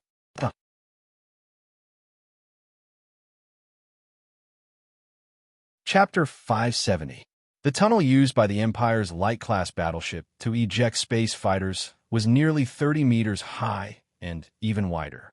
It looked like a flat tunnel filled with the smell of metal and machinery. A large hole had been blasted open in the door that separated the ejection tunnel from space. Stars twinkled in the dark background outside. The walls of the tunnel were shattered into thousands of pieces. That flash of light, whose shape could not be seen clearly due to the high speed, accurately struck the black MXD. The black mecha that was charging outwards at high speed was completely unable to avoid this attack that was so sharp and deadly. In the face of this sneak attack, the mecha's balance system was instantly disrupted. The heavy metal body flipped forward, and like a boulder that had been struck by lightning, the mecha tumbled forward. The mecha and the floor of the tunnel emitted an ear-piercing sound of friction, as well as the loud sound of metal clashing against each other. The out-of-control black MXD rolled forward at high speed in the tunnel, crashing here and there. It looked so pathetic in the howling wind. However, in the next moment, when the black mecha once again slammed into the wall of the tunnel, its right mechanical arm slammed into the ground like a spike. The heavy metal body suddenly paused, and like a restless rock that had hit a protruding rock, it once again bounced up restlessly. Before the black mecha could barely regain its balance, its trembling mechanical legs turned into a series of afterimages as it continued to charge forward. As the black MXD accelerated again, some auxiliary components flew out from its trembling body, and a terrible wound appeared on its right shoulder armor. It was like the red and white mouth of a baby that was turned over after a knife wound. It seemed to be smiling, but in fact, it was extremely chilling. In the dimly lit cockpit, Su Li's face was pale. The shock in his eyes instantly turned into a trace of ruthlessness. Without hesitation, he pushed the MXD into overclocking mode. His combat style had always been tough, yet conservative. He would never reveal his trump card until the very last moment.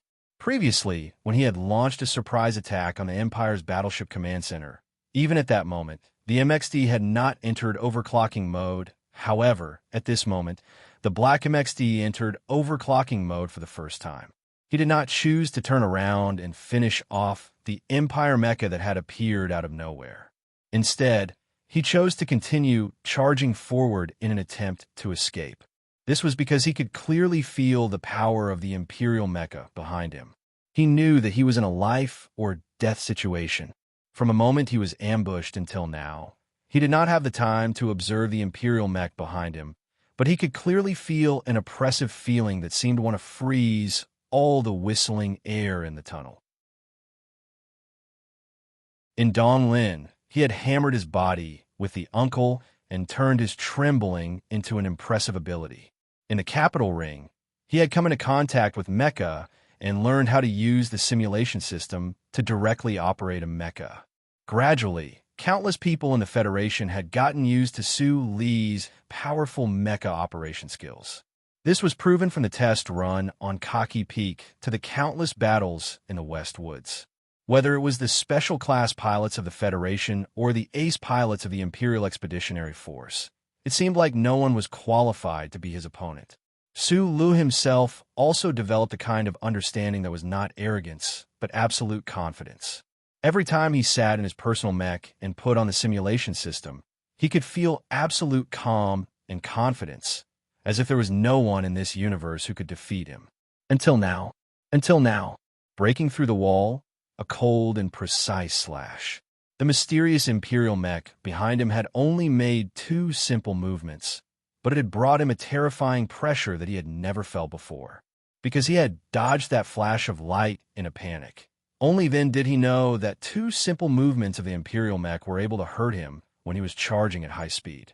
What kind of high-frequency and precise operation was required? There was also that steady but extraordinarily fierce battle aura, which actually covered the mysterious Imperial mech with a layer of the strong aura of an ancient king. Su Li's eyes were bright because of nervousness. For the first time in many years, he felt danger or even despair in a mech. The Imperial mech behind him made him feel a sense of fear. Even the crazy madman Leon Kaki Peak did not reach this level of fear. It was probably because when he was at the Old Moon base, Madman Lee did not really want to kill him. However, The pilot in this Imperial mech, who had control that was not inferior to Madman Li, wanted him dead. In this sort of situation, Su Li's first choice was naturally to flee. Relying on the high-speed maneuverability of the MXD in overclocked state, he shook off the terrifying Imperial mecha behind him.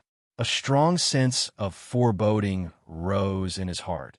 As soon as the opponent caught up to him, something very bad would happen. After killing the Butcher General and avenging the Ancient Bell ship, he definitely did not want to go back and have a one-on-one battle with the Butcher General. That scene might be very romantic and heroic, but it was not what he wanted. He wanted to go home, go back to the universe of the Federation, and not become a beautiful firework on the battleship of a foreign country. Even if he had to die together with the enemy, he was not willing. The tri-winged battleship controlled by the old man should be rushing into the sea of stars outside the black hole soon, right? The Black MXD, under the Empire mecha's calm and even somewhat cold high-speed fire, evaded in an extremely awkward and thrilling manner. It moved between the smoke and metal flowers and was lucky not to be hit, but its speed was slowed down. Fuck! In the dimly lit cockpit, the face exposed outside the helmet twitched slightly. Under unprecedented pressure, Su Lu let out a roar that sounded almost like a groan. He forced out all of the mysterious burning energy in his body and transmitted it to every part of the MXD's transmission system, forcing the mecha to increase its speed even though it was already close to its peak speed. When the fingertips of the mechanical arms that were as firm as rocks in the wind were about to touch the box on the ground, when they were about to fly out of the hole that was full of metal fragments, when they were about to jump into the sea of stars and seek freedom and return home, a cold light flashed again and cut off all their hopes. The light cut into the metal box coldly, cutting the satellite thruster inside into countless broken parts, clinking and clanging nonstop. In Su Li's ears, these crisp sounds were like his heart being frozen and then shattered into pieces. Outside the black hole, the familiar three-winged warship turned into a stream of light and passed by in a flash. The Imperial fleet nearby had already reacted, and a dense concentration of weapons shrouded the area. Presumably, the three-winged warship under the old man's sole control would not be able to find a chance to dive again. This was not the plan. This was not how the plot of the story was supposed to develop.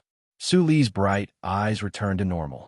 He continued to operate the mecha at high speed, but his eyes slowly narrowed.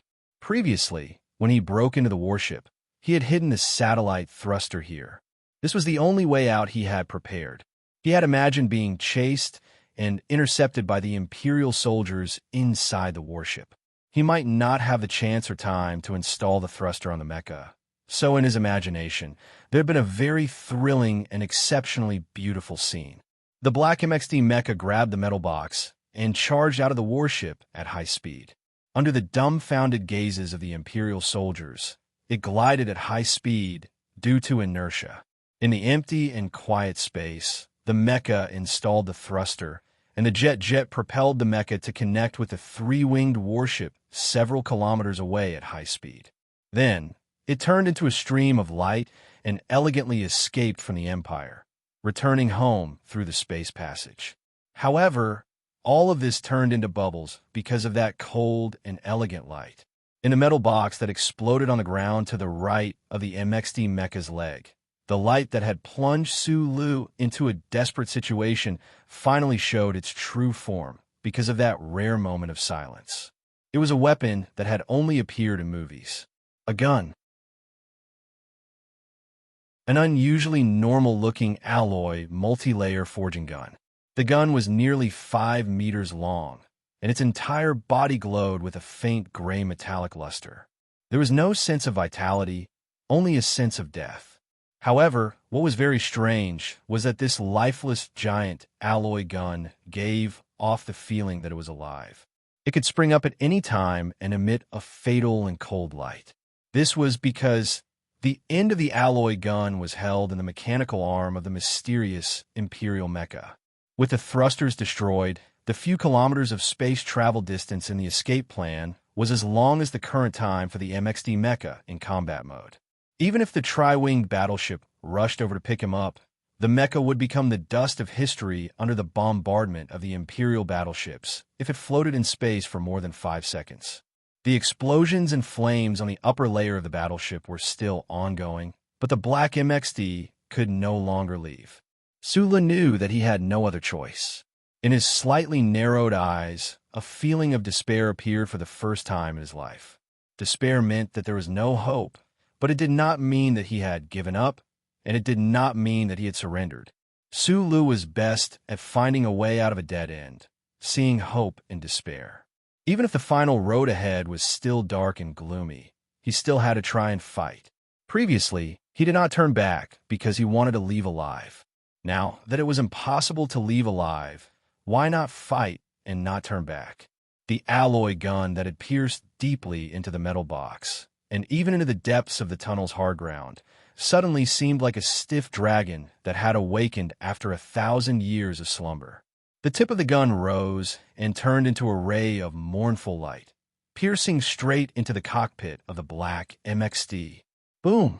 The alloy blade poked out of the black MXD's mechanical arm, and with a strange swipe, it happened to cut right on the tip of the alloy gun. The unpleasant sound of metal scraping against metal came to an abrupt stop. The beam of the gun retracted and retreated solemnly. After a moment of slight trembling, the blade was placed horizontally in front of the mech's chest. There was a temporary silence. For the first time, the two most powerful mecha of the Federation and the Empire faced each other head-on. No one made the first move, each silently standing in their respective positions. Sula narrowed his eyes as he looked at the Empire mech that had forced him into such a desperate situation.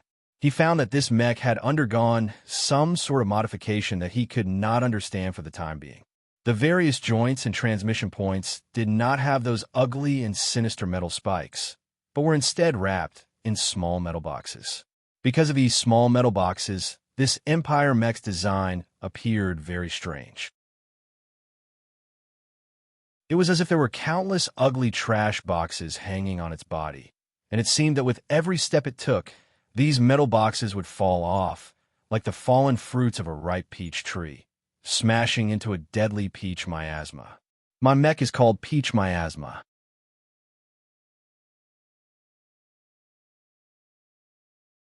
Chapter 571. The peach blossoms blossomed one after another, blooming to the point that it was time for the flowers to break. The fragrant scent turned into miasma, intoxicating all living things and making it difficult for them to wake up again. If they did not wake up, only death awaited them. In the dim and stuffy cockpit, Sulu heard the two words peach miasma, and his mind instantly recalled an old passage of text he had read in the library of the State University years ago. This memory did not occupy him too much of his attention. He was more surprised that the other person actually had such a perfect Federation pronunciation and that calm and profound indifference the other person displayed. The explosions above the tunnel were still ongoing. Every now and then, violent roars would ring out, causing the ground to tremble incessantly. Flames and gushing air currents came from the depths of the tunnel, heading towards outer space that was cold enough to devour all life. The warship could disintegrate and explode at any time, and the environment was abnormally harsh and dangerous. Yet, the Empire person inside this strangely shaped mech was still so calm and collected as he introduced himself, calmly waiting for the arrival of the battle, without a trace of urgency. Judging from a voice, this Empire mech master was not very old. The cool and indifferent tone even gave people the illusion that the other person was still in his adolescence. Sulu slowly took in deep breaths, mobilizing every bit of burning power in his body. He narrowed his eyes at the Empire mech on the screen, confirming that the other was probably a genius lunatic like Li Feng. Only this kind of person who pursued the realm of mecha battle fanatically would risk the danger of the warship exploding in order to seek a satisfying battle. From another perspective, only people who were extreme in certain aspects could reach such a terrifying level in mecha piloting. Mad Manly was like that, and the unknown Empire mech pilot opposite him was like that. Was he not like that himself? Lucio. Su Li's reply rang out from the crudely made external speaker of the slightly battered black MXD. On the snowfield of 5460, there was once an Empire ace pilot who challenged him. At that time, he silently killed the other party in an instant and refused to say a single word. This was because the difference in strength between the two parties was too great. It was an unequal battle, so why would he need to play those chivalrous tricks? This Imperial mecha opposite him had enough qualifications to make Su Lu respect out of caution. Moreover, he also wanted to use this opportunity to adjust his still shaken mental state.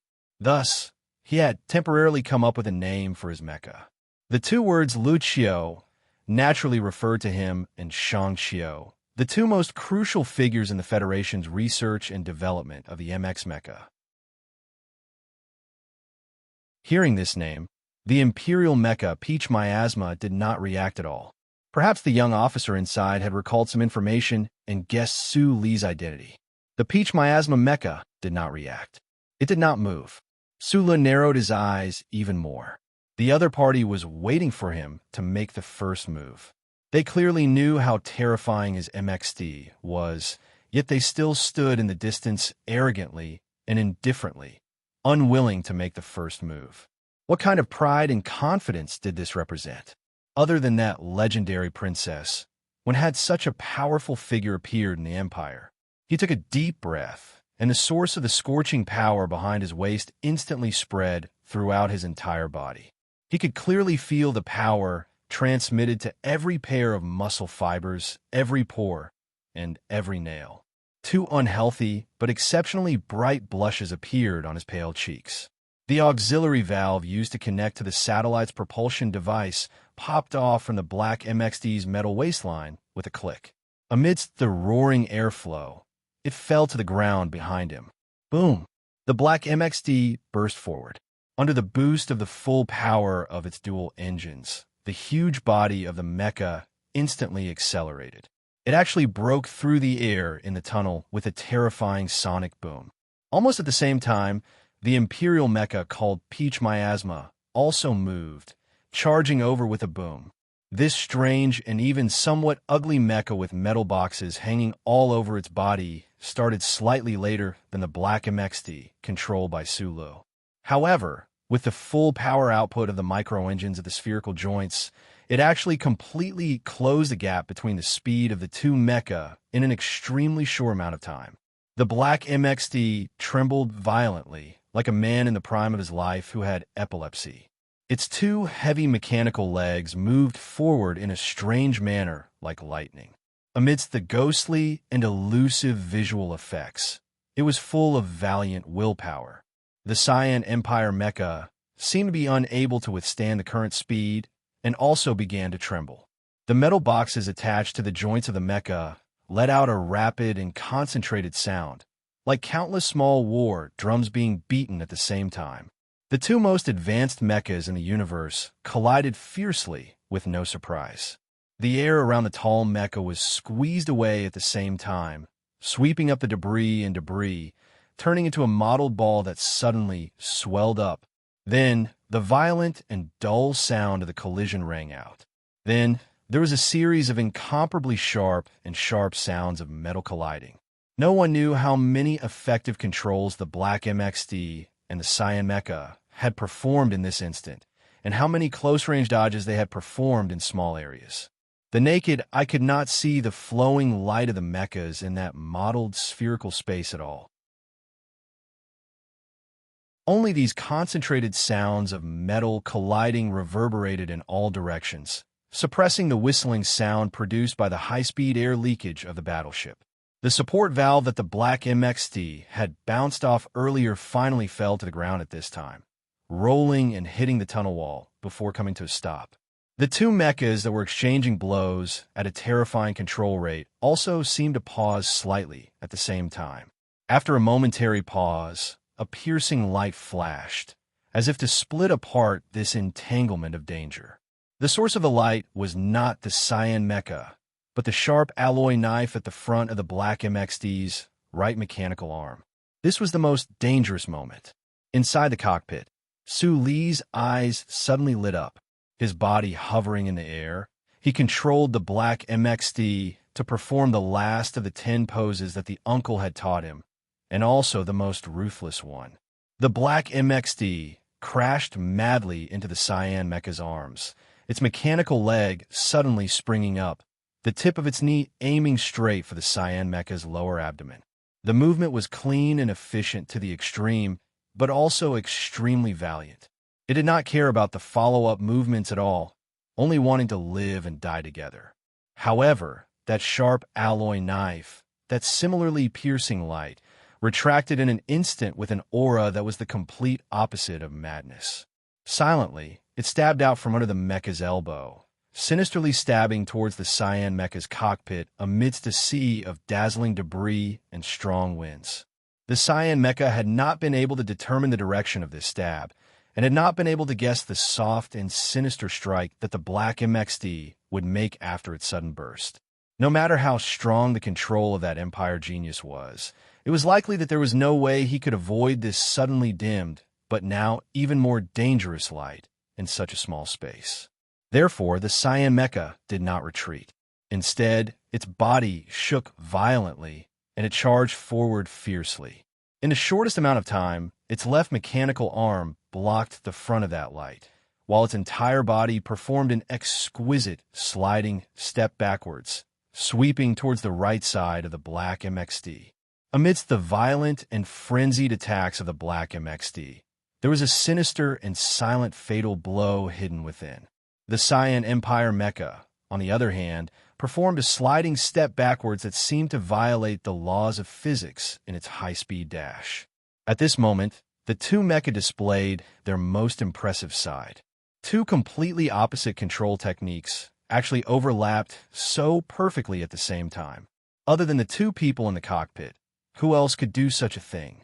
Unable to avoid that stab, the Cyan Empire mecha took a step forward, as if a storm was brewing beneath its feet. An irresistible monarch's aura gushed out. At the same time, it slid backwards in that instant, turning it into an awe-inspiring king's bow. Indestructible. There was an arrow on the string, and the arrow was precisely that heavy alloy spear. Suli's face did not show any signs of shock or fear. Like a child immersed in a cartoon, he stared at the cold light of the alloy spear on the screen, his body trembling uncontrollably. He did not allow the MXD to attempt any evasive maneuvers, but instead valiantly chose to continue attacking with his knife. He wanted to stake his life on the line. He wanted to bet on which of the two would pierce the other's cockpit first. He wanted to bet on the hardness values of the Federation and the Empire mecha's protective boards. He wanted to bet on his own and the other's willpower. He wanted to bet on his luck in this moment of life and death. Right now, the scene was like two warships flying at relatively high speeds in a small warp tunnel. Whoever could not bear the smell of death and tried to avoid it first would lose the momentum and initiative in this battle of courage, or perhaps stupidity. For Sulu, he had no choice but to fight. Facing this majestic and inviolable Cyan Empire mecha, he had no confidence in a normal battle, not to mention that he was currently on the Empire's warship. Moreover, he already had no path of retreat and had walked into a dead end. If he did not fight now, when would he fight? The blade brushed past the upper edge of the Cyan mecha's left mechanical arm and stabbed down like a ghost in the wind. It easily pierced through the metal boxes attached to the joints of the other's mechanical arm, and then continued forward, the sharp alloy knife ruthlessly piercing through the outer wall of the other's cockpit. Up until now, the Cyan mecha was still cold and silent. It did not make any evasive maneuvers, as if there was not the slightest bit of fear in the face of impending death. Perhaps the Empire officer inside the mecha did not even think of death as a threat at all. He believed that he was stronger than death itself. A strong sense of unease flashed through Su Li's heart. However, in this high-frequency battle on a microsecond scale, once one decided to go all out for the kill, there was no room for retreat. The black MXD trembled violently. The alloy knife at the front of the right mechanical arm broke through another 2 layers of the Empire Mecha's cockpits, super hard alloy protective boards, and finally made contact with the other's inner wall. In less than the blink of an eye, it would be able to pierce through and kill that unknown Empire elite. However, right at this moment, the metal box that had been pierced first exploded. The explosion was not very powerful, but the precise angle of the bullet's explosion and the self-destructing armor made the black MXD's alloy knife pause abruptly. Like a mechanical device without electricity, it sizzled for a moment, and then came to an abrupt stop, turning into a lifeless statue. The final half a meter of distance between victory and defeat turned out to be so far away. The alloy multi-layer forging spear pierced deeply into the black MXD's cockpit. Sparks flashed from time to time from the hole that had been cracked by the powerful force. The cyan Empire Mecha held the other end of the spear and looked down at the kneeling black MXD from above. It was as cold and proud as a monarch. The spear was slowly pulled out of the black MXD's cockpit. The original metallic gray was slightly blackened by the mecha, and there were also a few large patches of shocking bright red on it. It was like a spring peach painting scroll drawn with ink and cinnabar. The car was scratched, we had a fight, and something went wrong. I was in a bad mood. Mother-in-law made mung bean soup for me to get rid of the heat. After I brought it back, I left it for an hour. During this hour, I was still busy. After I was busy, I went to drink it because I was thirsty. I didn't expect the thermos to be so good. As a result, my chin and chest were badly burned. Uncle Nerd Cat immediately took off his clothes. According to what he found on the internet, he hurriedly washed himself with cold water for half an hour. There was no basin, only a nozzle, so he raised the nozzle for half an hour. Half an hour of standing in the cramped toilet and continuously washing himself with cold water. At first, he was trembling like Sulu. Then he became numb and bored. So he smoked 3 cigarettes while still wet. In the end, he raised his right shoulder until it was so painful that tears flowed down his face. The burned area was very painful. Pain doesn't make me happy. I hope it's treated well and there won't be any blisters.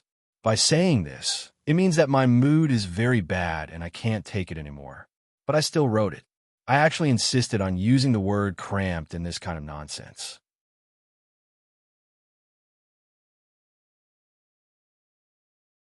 Chapter 572. The metal spear shrank and shortened with a crack, and a few drops of dye-like liquid fell from the impact. The outer armor of the green, peach, miasma mecha opened from the middle, and the spear was stored inside like a sword sheath. The soul-devouring chill gradually disappeared. In front of the warship's passage, there was a heavy sound of metal rails rubbing against each other. The automatic repair device outside the warship ran over through the thick slide rail. Countless welding points began to burn in the thin air, glowing and heating. Finally, the temporary repair of the hull was completed, and the howling hurricane in the passage was much softer. However, there was no way to effectively control the fire and explosion on the upper deck of the warship. The soldiers of the Empire ran into the passageway and looked at the fallen Black Federation mecha on the ground and the standing green mecha with complicated expressions. They guessed in shock what had just happened and who was inside the green mecha. Prepare to evacuate. An indifferent and calm voice came from the green mecha, but it did not allow anyone to question or object. Then, with the humming sound of hydraulic pressure, the cockpit of the mecha that had a large hole in it slowly opened. Dim light spilled in and shone on someone's body. It was an ordinary face. The lines weren't deep, but they were clear. It made his facial features look a little cold, especially the calm pride that came from his bones. For some reason, it made people feel that the word valiant came from his handwriting. Huai Chaosher undid the black databand on his body and stood on the heavy and thick metal door of the cockpit. His thin body did not tremble in the cold air of the tunnel. He looked at the troublesome Federation mecha a few meters away from him and listened to the automatic alarm of the warship system. He could not help but slowly narrow his eyes. The Empire killed that tiger and destroyed the ancient bell. The Federation officer in this mecha killed Duke Carton and was going to destroy this flagship. This revenge was really equal, he thought in his heart. The soldiers below the mecha were operating the heavy suspension tools, trying to open the cockpit of the MXD mecha. Although they were nervous and did not know how His Majesty and the military would deal with them after Duke Carton's tragic death, as soldiers, they knew very well how important this new Federation mecha was to the Empire. They had to take this mecha away with them as much as possible before they evacuated. After a few shouts, the cockpit of the MXD mecha was finally successfully opened.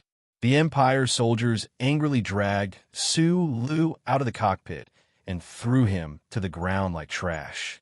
At the same time, the engineers began to connect the data to prevent the Federation mecha from self-destructing. He didn't die.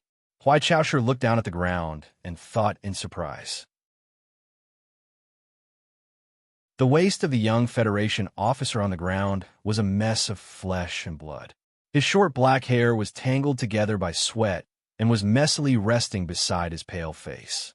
There was no trace of trembling under his closed eyelids. He was probably in a deep coma. Despite having his cockpit pierced by an alloy spear, the other party was still alive. Kai Chaoshu did not know how this Federation officer had managed to do this at the last moment, and a faint sense of vigilance grew in her heart. He jumped down from the Peach Miasma mecha and walked towards the unconscious Su Lu. The sound of his leather military boots was unusually clear and loud. It was jarring even in the noisy tunnel. Looking down at Su Lu with his hands behind his back, Huai Chaoshu's narrowed eyes gradually relaxed. There was no trace of a smile on his face. Instead, there was some kind of consideration and consideration. Right at this moment, the fingers on Su Li's right hand trembled slightly. It seemed to be an involuntary reaction from the nerves in his coma. A series of low explosions sounded in the cockpit of the black MXD mecha. The engine roared, and smoke and dust flew everywhere. The Federation soldiers who were in the midst of data connection and deciphering inside the mecha were affected by this explosion. They screamed as they were shaken out of the cockpit and set on fire. A cold light flashed through Huai Chaoshu's eyes. He subconsciously turned his head to look. The unconscious and seriously injured Su Lu suddenly opened his eyes at this time. His body that was originally as weak as a garbage bag suddenly trembled violently and bounced up. His legs crossed in front of him like lightning, and his fists were like iron hammers that broke through the wind and blasted out. He did not know the identity of this young Federation soldier in front of him. Although he looked like he was wearing a normal soldier's uniform, to be able to possess such terrifying mecha piloting skills and such a mentality, the other was definitely not a normal character. Heavily injured and on the brink of death, if he wanted to live, the only way was to take this Federation soldier as a hostage. This was his last chance. His heavily injured and exhausted body could only support him for one last attempt. The wind from his fist was like a hammer, his body like iron, his footsteps like the wind. Su Lu placed all of his hopes for survival on this one blow. The mysterious burning power he had cultivated for many years gushed out. Using the powerful close combat techniques he had practiced since childhood, he held nothing back as he blasted it all out. This young Federation soldier in front of him was definitely a genius in mecha piloting. He was even stronger than Su Lu and Madman Li, but when it came to close combat attacks, who could be his match? A ray of light suddenly appeared in the midst of despair. The wind from his fists howled, the air vibrated, and the afterimages trembled. It was unstoppable. Huai Chaoshu turned his head and saw this scene from the corner of his eye. His pupils contracted abruptly, and then that normal and indifferent face actually did not show the slightest trace of panic or fear. There was only calmness and a completely aroused desire to fight. Bang, bang, bang, bang. A series of dense explosive sounds exploded between the two people's bodies. It was just like how the two mecha had attacked each other without any regard for their own lives the moment they met. The wind from his fists and the shadows of his legs flashed. Simple, direct, and powerful close combat joint techniques were thrown out. who knew how many punches landed on the other's blocking arms, and how many vicious finger thrusts landed on the other's body.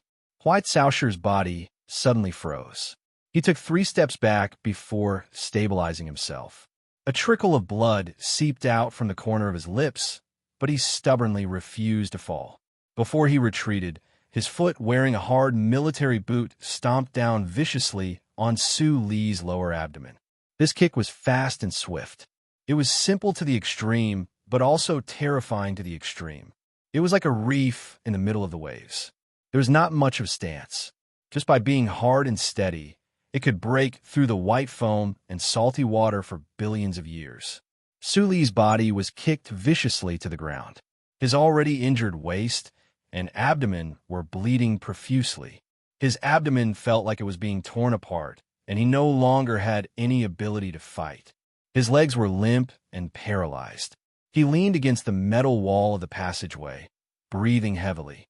He stared at the young Empire soldier in front of him, his eyes full of shock. Defeated and thoroughly defeated. He was not a match for this Empire youth in mecha piloting. Even in close combat, he had actually lost to the other. Who exactly was this Empire soldier in front of him? How could such a skinny body contain such a huge amount of energy? He vaguely thought of a possibility, but he did not dare to believe it. Su Li's face was deathly pale. He knew that he would never be able to return to the Federation alive. He stared at the Empire soldier in front of him with complicated emotions.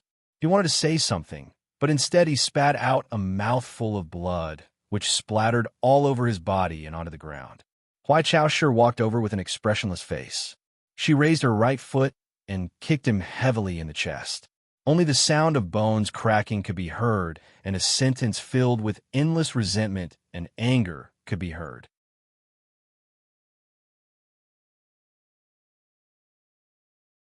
Chapter 573. The morning sun shone on the training grounds of the Federation's 1st Military Region's Special Mecha Team. The dense foliage fanned out the light and separated the temperature, making the feeling of late spring and early summer blur together. The military camp, which was usually tense and serious, seemed to be more relaxed and lively because of this rare long holiday. There were no more emergency orders in the middle of the night, and the seemingly never-ending actual combat exercises finally came to an end for the time being. There was a small pond beside the Special Mecha Team's camp. Nominally, it was under the jurisdiction of HTD Bureau, but in reality, it had long become a small lake in the backyard of the soldiers. The young men, full of testosterone, had launched fierce attacks on the amphibians in the pond out of curiosity, but in the end, they found that their stomachs didn't seem to like those thin green legs that looked like leveled too hard synthetic meat. There was a young man wearing a well-ironed military uniform beside the pond. Under the tight military uniform hid a burly and explosive body. There was a hint of arrogance and ruthlessness in his cold eyes. Only the warm and clear morning sun shone directly on his face could illuminate the last trace of youthfulness on this face. Li Feng came from Philadelphia. He was one of the top elites of the federal military. Even if Su Lu came out of nowhere, he couldn't steal his glory. He was about to step into the most beautiful years of his 20s. It was a good time for the lush green leaves to bloom in the spring breeze. However, for some reason, he had been feeling inexplicably restless these past few days, but he couldn't find the source of this restlessness. Thus, after waking up in the wee hours of the morning and completing his routine electric current stimulation, he came to this small pond to silently think. He left home at a young age and completed his puberty amidst the flames of war in the West Woods. Growing up was so exciting that it was even a little deformed, so he rarely came home to Philadelphia. However, perhaps because of his bloodline and respect, he always subconsciously learned or imitated that great-grandfather of his. The wristwatch on his left wrist tightened slightly and vibrated clearly. Li Feng looked down and saw that it was an emergency order. Although his face was still expressionless, his strong heart couldn't help but twitch slightly. He abruptly stood up and walked towards the barracks. Under the banyan tree by the pond, 2 officers flashed out and caught up with his quick footsteps. At the same time, under his gaze, they began to quickly make phone calls, hoping to be the first to know what this emergency assembly meant before the Department of Defense's order was clear. A few years ago, Li Feng had caused havoc in Parliament Hill and turned Senator Zion's office into a garbage dump. To prevent such a vicious incident from happening again, Philadelphia and the Department of Defense had jointly sent trusted officers to guard him. It was just that they had been together for too long. While these officers were carrying out military orders, they naturally became his direct subordinates. Something big must have happened, but I don't have enough authority, so I can't find out. An officer moved the phone away from his ear and looked at Li Feng's thick back and said uneasily. Li Feng's footsteps suddenly stopped. He turned around and took the phone. After dialing a number, he waited for a moment and said softly, "Yuzi, it's me. Today's emergency assembly has been confirmed. This is a joint mission of all 4 military regions. The security level has also been raised. I want to know why." With his family background, there was no secret that the federal military could hide from him.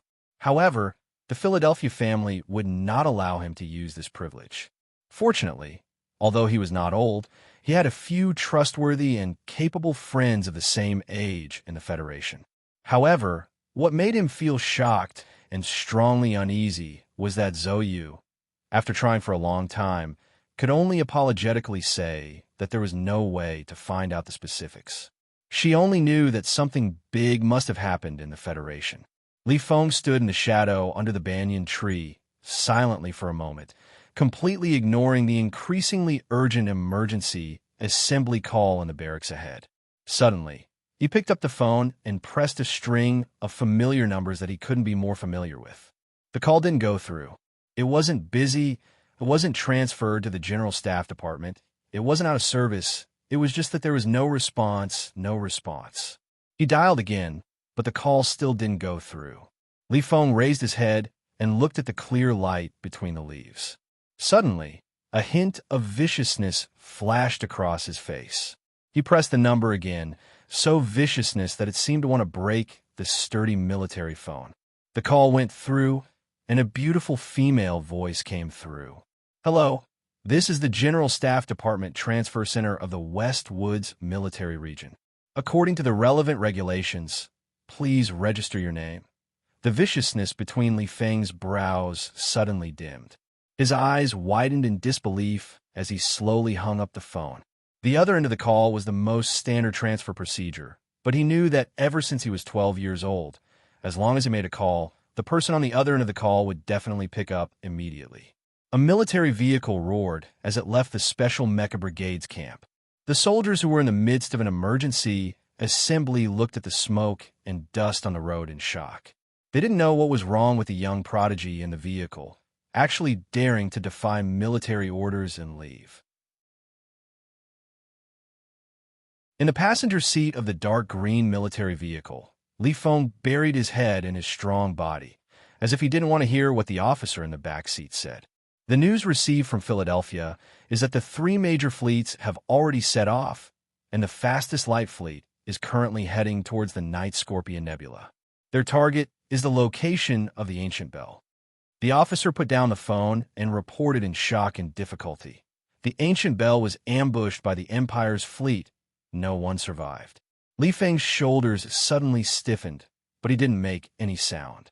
He just moved up and down slightly with the movement of the military vehicle. Suddenly, without any warning, the usually arrogant and violent head that was hanging low in his body let out a series of painful howls, just like an injured beast. Madman Li had been fighting in the front lines of the West Woods since he was 12 years old. He always had a goal in front of him, and it wasn't as unreachable as his grandfather by the lake. Instead, it was so real and close. During his youth, he grew up under the care of that person. In a sense, that person partially replaced the role of his father in his life. No one knew how close his relationship with the West Woods Tiger was. Even the Philadelphia family didn't know, and no one could imagine how he would feel when he heard the bad news. The officer in the vehicle was pale. They were Li Feng's most loyal partners and subordinates. They only knew a little about the situation, but they didn't expect him to have such a big reaction. "Where are we going at this time?" To the spaceport. I want to go back to the Westwoods. Maybe it was because he buried his head in his arms. Or maybe it was because of something else. Li Feng's voice sounded a little dull and weak at the moment. This is disobeying a military order, and if Director Li knows, he will definitely not agree. One of the officers suppressed the nervousness in his heart and refuted. Li Feng raised his head and glanced at the officer in the vehicle. His voice was flat as he said, I want to go back to the Westwoods. He didn't cry when he heard the news of Commander Zhong's death, but at the moment his eyes were red and full of terrifying veins that were triggered by his violent emotions. Facing such a pair of eyes and such a calm and terrifying tone, no one dared to raise any objections. Even if these officers could guess that once Li Feng returned to the Westwoods, he would definitely do something earth-shattering. At this moment, the phone rang again. General Li Jiedu said calmly, What do you want to do? I want to kill someone. Li Feng heard his father's voice, and a trace of stubbornness flashed across his handsome face. He said, No one can King stop me. There was a moment of silence on the other end of the phone. Li Jiedu didn't expect that the news of Zhong Shouhu's death would actually make his son so angry and agitated. After a moment, he said, Sulu has already gone over. Give me the authority. Li Feng paused for a moment and said, I want to see him do it. In the command hall on the outskirts of the Capital Special District, there was a commotion. Countless senior technicians were decrypting and restoring a section of the signal from a distant star region. The senior staff of the Department of National Defense, with the help of computers, were frowning and thinking hard about many complicated things. Who gave him the authority to use the charter network that the Federation buried in advance? A gloomy and angry roar sounded in the hall. The director of the Military Committee of the Federation Parliament looked at the data feedback on the giant screen excitedly and waved his arms vigorously. This is related to the foundation of the Federation's attack on the Empire. Make him stop immediately. The National Security Advisor's expression was also ugly. He said gloomily into the microphone, Three-winged battleship, I order you to stop immediately and withdraw immediately. Otherwise, bang! A porcelain vase that was thrown into the hall interrupted the anger of these big shots. The crisp sound of the vase shattering shocked everyone. The entire command hall was silent for a moment. Li Feng didn't know what he threw at the vase. He walked over with a gloomy face. The military police in the command hall immediately surrounded him. At this time, sitting on the second floor, the president waved his hand with a gloomy expression. The military police had to disperse and let this ruthless lieutenant colonel walk directly to the control panel. At this time, dozens of hours had passed since the attack on the ancient bell. In the Federation society, which appeared to be peaceful on the surface, it was just a few days of changing between day and night. However, for the people who heard this shocking news, it was extremely torturous. The Bureau of Proclamation's tri-wing battleship followed the Empire's fleet into the enemy star sector in a decisive and reckless manner. The signal passed through the giant warp hole, and there was no fixed signal to amplify it, so it was somewhat unstable. The people in the command hall could only see blurry and intermittent images and the whimsical plan that they had just received. Li Feng stood in front of the control panel and slowly lowered his body to the microphone. He squeezed out a sentence from his solid chest. Su Lu, help me kill him. If you can't do it this time, I will do it next time. A few minutes later, the entire command hall heard Su Li's reply from the tri-wing battleship. I will kill him. Then the communication was cut off. 7 hours later, a civilian smuggling spaceship from the West Woods sent back the latest news to S1. This smuggling spaceship was monitoring the military channel a few days ago and learned that the ancient bell was attacked. As criminals who should not be exposed to the public, the people on the smuggling spaceship bravely made the decision to rescue Commander Zhong. However, when they arrived, they only saw the wreckage on the ground and a rescue capsule that flew back according to the predetermined procedure. Other than that, there was nothing. Today's chapter is still a bit bad. Try to get better tomorrow. Writing about Li Feng's fury is not a joke. It has its own meaning. The third volume is coming to an end, and the follow-up is very exciting. Is this an advertisement for myself? In addition, I need to explain seriously, a lot of people say that I don't watch football. As a senior football fan who has watched football for 20 years, I basically didn't miss a single game during the 1994 college entrance examination. However, I've only watched one game of this World Cup so far. So don't use this as a reason for my leave. Although I know that most of the people here are just joking, I really feel that it's not bitter at all. It's painful and tragic. The television has been forcibly changed, and there is no signal at all. I don't need to find an excuse to ask for leave. If it's really to watch football, I will naturally say that it's to watch football. It's just that this time I asked for leave because I'm tired. That's all. In March and April, it's easy to be disgusted by saying that I'm tired without telling the reason. So later on, I just said that I'm tired without telling the reason. In fact, it's not a lot of complaints. It's more to comfort myself. Just like when I'm injured, I will often sigh because research has shown that it will reduce the pain. Yesterday, I made Xiao Huang and Xiao Hei eunuch at home. They're also in pain. I'm sorry for them, but I won't eunuch accompany them. It's just that it's really hard to watch two injured drunken cats after a day and a night.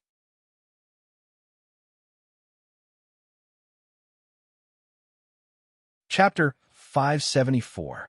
The last image that the people of the Federation saw was shot by the Bureau of Proclamation's tri-wing warship. In the last image, the Empire's flagship exploded violently and turned into a dazzling firework in the quiet space. Then, even the tri-wing warship disappeared into the vast universe. The confirmation of the culprit of the attack on the ancient bell, the famous butcher general of the Empire, made many people in the upper class of the Federation excited. However, there was no news of Su Lu, which reduced the joy of revenge to the lowest point. That night, the Federation news channel authorized by the government turned into a black and white monochrome broadcast. All advertisements and entertainment programs were stopped. The news anchor reported the news of the attack on the ancient bell to hundreds of millions of Federation citizens with a sad and angry voice.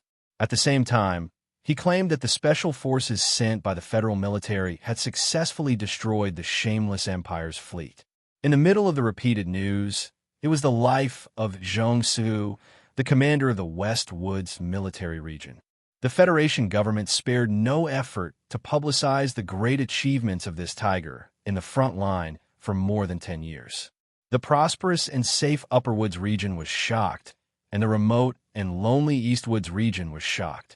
The entire Federation society was shrouded in a gloomy fog. If the Federation government had not announced the successful revenge, this gloomy mood might have directly aroused the uneasiness of society.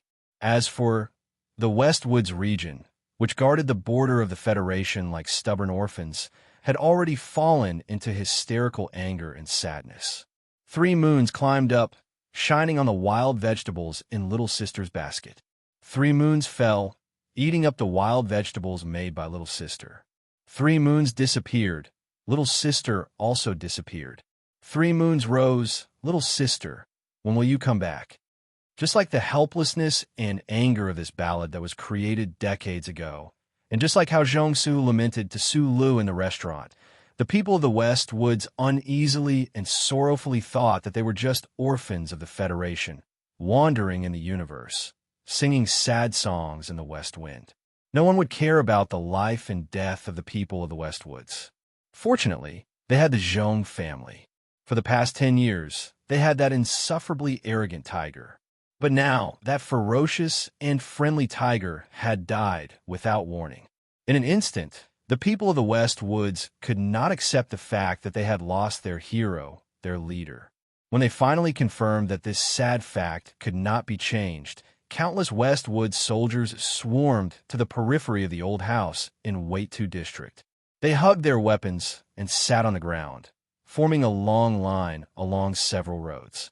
No one organized them. They just subconsciously wanted to protect the commander's home and prevent any outsiders from coming. More people of the West Woods began to cry and criticize the corruption of the Federation government and the incompetence of the federal fleet. Thinking of the West Woods sweating and bleeding by the Federation and the abruptness of the whole incident, countless conspiracy theories began to circulate in private. Just as the cosmic war between the Federation and the Empire was about to begin, social unrest in the West Woods of the front line would lead to extremely serious consequences. What worried the Federation government even more was that no one knew whether the West Woods soldiers and civilians who were loyal to the Zhong family would have more direct and strong political demands because of this incident. The Federation had to stabilize the situation in the West Woods as soon as possible. And in the current tense situation, there were not many people who had enough influence to appease the people of the West Woods and show the Federation's sincerity to the soldiers and civilians of the West Woods. After thinking for a few hours, the old man by Lake Feiqing politely declined the request of the president's residence to go to the West Woods to stabilize the situation. In the early morning, the Federation News Channel broadcasted an urgent news. The president of the Federation would immediately set off for the West Woods to preside over the grand funeral of Commander Zhong, his wife, and the soldiers of the Antique Bell. The people were in a frenzy, and the people's hearts were uncertain. Every combat unit in Silin's military was in a dangerous situation where they were absolutely on guard and had no clue what to do. President Pavel's decision to head to Silin to appease the people had, without a doubt, demonstrated his courage and determination that was different from normal politicians. And before the president went to the West Woods, there was a more important matter to deal with. 3:30 in the morning in the underground combat command room of the president's residence. The fact that the Empire's fleet could find the gap in the charter network and use our top-secret electronic imprint to cover it shows a lot of problems. The Department of Defense has newly coded all the electronic code systems 3 days ago. But if those problems can't be solved fundamentally, these technical means will become meaningless. President Pabre's voice was still strong, but his dark face looked a little thin and tired. Although the last conversation between them before Zhong Suihu left the capital did not achieve a satisfactory result, the president was still willing to see Commander Zhong as a kindred spirit. A potential political ally was buried in a space fireworks that no one expected. This blow and the situation in the West Woods that followed made the president feel a lot of pressure. Fortunately, at this time, he did not have to worry that some families or spokespersons in the Federation would dare to question his decision to attack the Empire. I don't know if Lieutenant Colonel Su Lu has any evidence for what he said, and I don't want to investigate the source of his information. His outstanding performance on the battlefield, as well as his brave actions in chasing after the Empire's fleet, can completely prove his loyalty and love for the Federation. President Pabre's eyes swept over everyone in the room like a hawk, from the National Security Advisor, the Minister of Defense, the members of the Joint Chiefs of Staff, important cabinet ministers, specially invited representatives of the Parliament.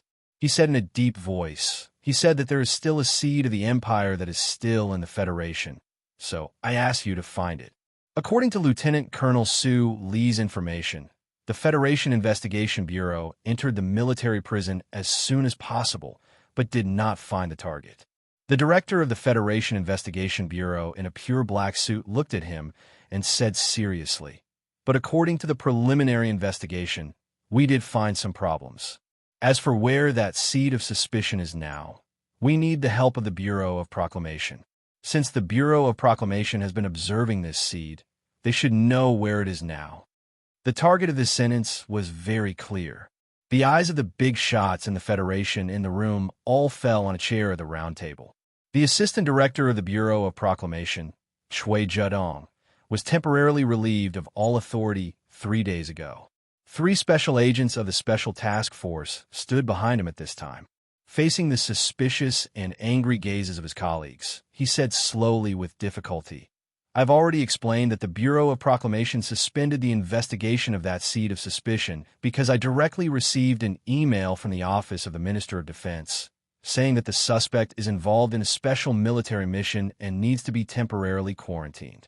Minister of Defense Zhou Yingxing, who had been silent all this time, said, "I did not send such an email. For the sake of maximum safety, after the Medellin project, the president has already rejected the related anti-discord plan." Director Judong has just confirmed that the seed has disappeared or died, but I can't be at ease, so Assistant Shui, I think you need to be quarantined for a long time. As for the office of the Minister of Defense, it must also be investigated. Zhou Lingxing nodded slightly, not deliberately hiding the heavy expression between his eyebrows. In 2 hours, I will be going to the West Woods. I hope that the relevant investigation can come to a clear conclusion before the Charter I arrives at Sunset State. President Pabre looked at the crowd sternly and said, "Everyone here is a pillar of the Federation. If there's a problem with any of us, it will be a big problem for the Federation. This matter involves the Bureau of Proclamation and the Ministry of Defense. The Federation Investigation Bureau does not have the ability to complete the investigation, so I have decided that the military combat forces will conduct the investigation. The investigation team will report directly to me, and I will leave the details to Mr. Byron. Vice President Byron has the authority to investigate the internal work of the Bureau of Proclamation, but according to the First Charter, any powerful government agency, especially the military, is prohibited from actively interfering with the affairs of the Bureau of Proclamation." Chui Judong's expression changed. He did not care about his current situation and raised his objection loudly. "The military investigation team will not interfere with the affairs of the Bureau of Proclamation. They are investigating you." President Pabre looked at him coldly and said without any trace of politeness. Chui Judong's expression changed drastically. He tried to get the president to retract the order, but even when he was escorted out of the conference room by 3 special task force agents, he still turned around and struggled to express his objection. "Lieutenant General Du Xiaoqing will be in charge of this investigation." President Pabre looked at the crowd and said in a heavy tone, "The death of Commander Zhong has proven the crazy, aggressive instinct of the Empire. When it comes to the survival of the Federation, no department can stay out of it, not even the Bureau of Proclamation." The big shots in the conference room turned their eyes collectively again and looked at a shadowy corner outside the round table. Du Xiaoqing, who had been sitting silently in the corner, slowly stood up. His straight military posture was impeccable. He gave the president a standard military salute and said in a deep voice, "I will not disappoint you." In the eyes of many people, Du Xiaoqing, who had accumulated military merits to the rank of lieutenant general, would not be able to sit in the position of commander of the Iron 7th Division for too long. Although people were still used to calling him Commander Xiaoqing in a respectful tone, the military talent he had displayed at the front line of the West Woods did indeed need a bigger stage. No one would have thought that his latest big stage would be the investigation team of the Federation appointed by the president himself. And the investigation was the mystery of the death of his lifelong enemy. Under his command, the fully armed soldiers divided and surrounded the Bureau of Proclamation and the Ministry of Defense as if they were in a battle. They cleanly invited the suspects of the Bureau of Proclamation and the Ministry of Defense back to the military camp from their homes. Ignoring the fierce resistance of the lawyers, they used all means to extend the detention period as much as possible and gradually deepened the investigation. Du Xiaoqing, on the other hand, was silent in front of his desk. There was an old photo frame on the desk, and in front of the desk was a violin case. The long case was not opened, and no clear sound came out.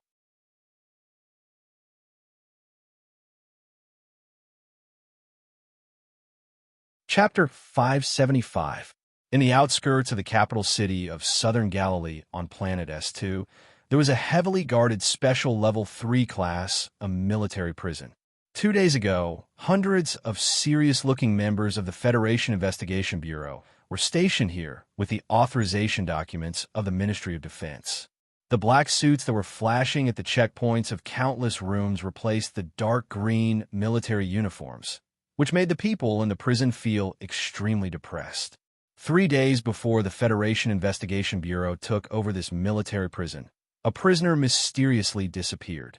No one knew how this prisoner left the special Level 3 class, a military prison. Even the Bureau of Proclamation lost the specific location of this person's identity chip, but there was no feedback that the information node disappeared. The investigation team, appointed by President Pabre, followed the footsteps of the Federation Investigation Bureau to this prison. The internal affairs officer of the Iron 7th Division from the 2nd Military Region increased the intensity of the investigation of the prison under the cold command of President Du Shaoqi. The prisoners in the prison were all gathered in the side area. The cells that they used to live in became the prison's hell. From time to time, angry roars, curses, and screams could be heard from the 3rd floor of the prison. As many as 700 government employees and officers turned this prison into a surprisingly large interrogation room. They used all kinds of legal methods, but they still couldn't find any clues. The Federation's investigation of the attack on the ancient Bell ship and its efforts to find the hidden seed fell into a helpless halt. At this moment, countless pairs of anxious and angry eyes didn't notice a small forest 13 kilometers to the right of the prison. Under the simple building of the forest, there was a hidden underground fortification. At the end of the fortification, there was a dark room without any light or electronic equipment. The dim light of the primitive incandescent lamp shone on the rough stone walls of the room. The light gradually gathered to the side of the bed in the corner of the room, revealing a thin, pale, and desperate face. He had a very common name, Yu. He was 36 years old this year. He entered the 2nd Military Academy at the age of 17. After graduation, he had been working in the Military Intelligence Department. Although the information he came in contact with was top secret and somewhat mysterious to the general public, this kind of work would become ordinary and boring after a long time. However, he was not dissatisfied. He liked the breakfast sold outside the electronic code station building. He was used to the smell of disinfectant and light curtain glue in the building. Not to mention, when he was 30 years old, he fell in love with a waitress in the logistics department of the building. He had a gentle and kind wife, a daughter who was just 4 years old but still waited for him with a sweet smile and slippers every day. He had an ordinary but stable and indeed meaningful job. Yu was satisfied enough with this life. Yu had always thought so, until one day more than a year ago, when he was driving home, he was suddenly stopped by a group of soldiers and arrested. Then, he learned the truth that was like a thunderclap. Yu was a seed that was planted in the Federation. Yu was from the Empire? No, this is such a ridiculous prank. I was born in the S2 industrial base, and my parents only gave birth to me when they were in their 40s. I have countless childhood friends and teachers who know of my existence. And you actually say that I'm from the Empire? Adoption certificate? No, I don't believe it. Biological markers? That's fake. What are you trying to do?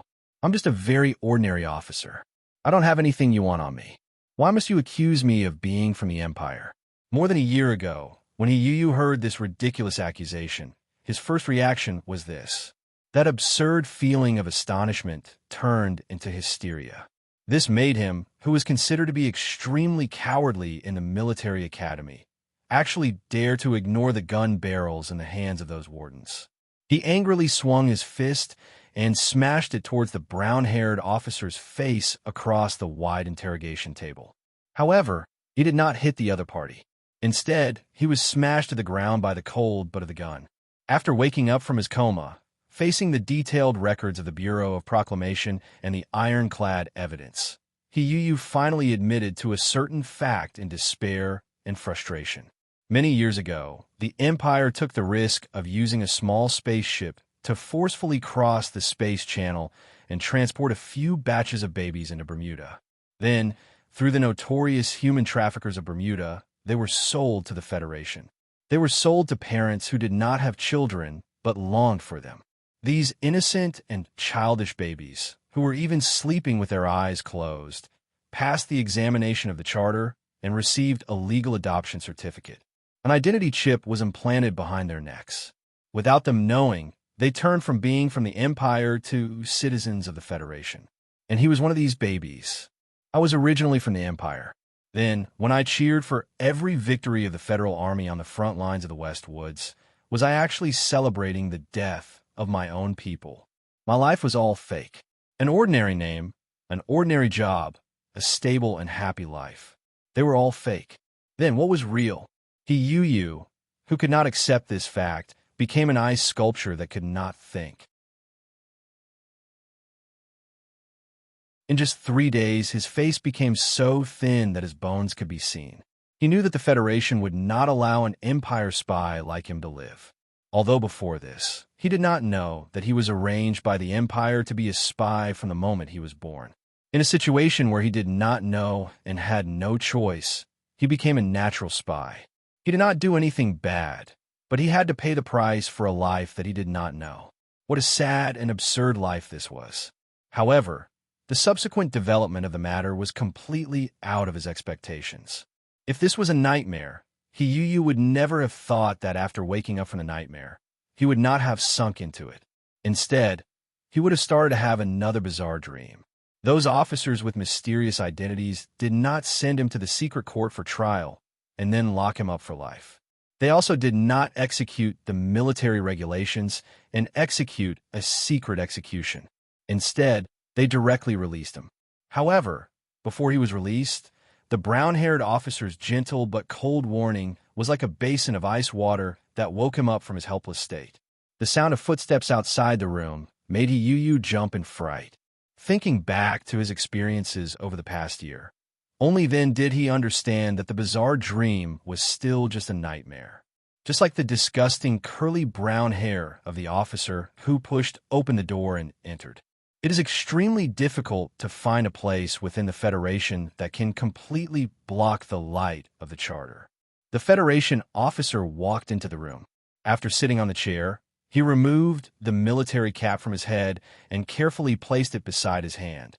He then rubbed his head full of curly brown hair and said with a calm voice, "With our abilities, even in this primitive underground cave, we can only block it for a few days.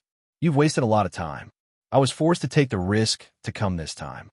This makes me feel extremely bad." Yu raised his head and looked at him with a somewhat deranged gaze. His voice was hoarse as he said, "You bunch of lunatics, murderers, so you also know fear. Are you worried that the Bureau of Proclamation will find out that you have met me before?" "A little, but not a lot. In the end, the glory of the Charter is controlled by humans. Even if the Bureau of Proclamation can find me, without direct evidence, they can't bring up any charges against me. They can't even begin to suspect me. Just like this isolated room 60 meters underground. Apart from the chips behind our necks, there are no other components that can send out electronic information. We pay more attention to the spirit and procedures of the Federation than anyone else. The glory of the Charter has protected the Federation for tens of thousands of years. Presumably, it will also condone the actions of us, the subjects of the Federation." Yu looked at him with a numb expression and said, "You can directly kill me. Details determine success or failure," the brown-haired officer said. The brown-haired officer said, "Due to some unexpected circumstances, this investigation is being conducted. This investigation may endanger our cause. So I need your final cooperation to end this investigation. These somewhat heavy stories need the death of you, the last seed of the Empire, to put a full stop to this." "I'm not some bullshit seed," Yu shouted angrily at the other party, his facial features somewhat distorted in agitation. "More than a year ago, we've already discussed this issue many times. I don't want to continue this discussion," the brown-haired officer said coldly. There was a long silence in the gloomy room, and then the sound of water dripping clearly rang out. Yu lowered his head in pain and hugged his body as if he was afraid of the cold. In this period of more than a year, he had obtained a lot of secret information from the hands of these mysterious soldiers. Moreover, under their arrangements, he had entered Bermuda and made contact with the people of the Imperial Royal Intelligence Agency. He had done many things that he could never have imagined before. He had originally thought that the federal military had allowed him to live because they wanted to use his identity as a seed of the Empire to pass on false information to the Empire and sow discord. Who could have known that the truth was actually more cruel than he had imagined? I agreed to pass on information to the Empire because I convinced myself that I shouldn't care about betraying the Empire's interests. I shouldn't care about the lives of those bullshit compatriots because I don't think I'm a person of the Empire at all. When I was still a baby, I was heartlessly abandoned here by them. Why should I fight for them? He raised his head and allowed the tears to flow freely on his pained expression. He roared angrily. No, in reality, it was only because I wanted to let myself believe that I was still a citizen of the Federation, a soldier of the Federation, and that I was fighting for the interests of the Federation. My family, my friends, my colleagues, the first woman I fell in love with, the history I was most interested in, the stars I liked the most, the scenic spots I liked to visit the most, all of them belong to the Federation. I'm a person from the inside out. I belong to the Federation. My life has been spent here. I have a family, I have a wife, I have children. He said with a sorrowful voice, except for this body, this flesh and blood. But the information I passed on to the Empire had nothing to do with sowing discord at all. Instead, it led to the death of Commander Zhong. He hugged his head with both hands and looked at the brown-haired officer in disbelief and pain as he yelled, "What did you do? What did you undo? Who is the traitor?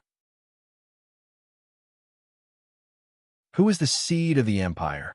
Yuyu's eyes wandered as he subconsciously muttered, "I am not, you are. You and those shameless big shots behind you are the seeds of evil." Finally, it's time to write about this seed.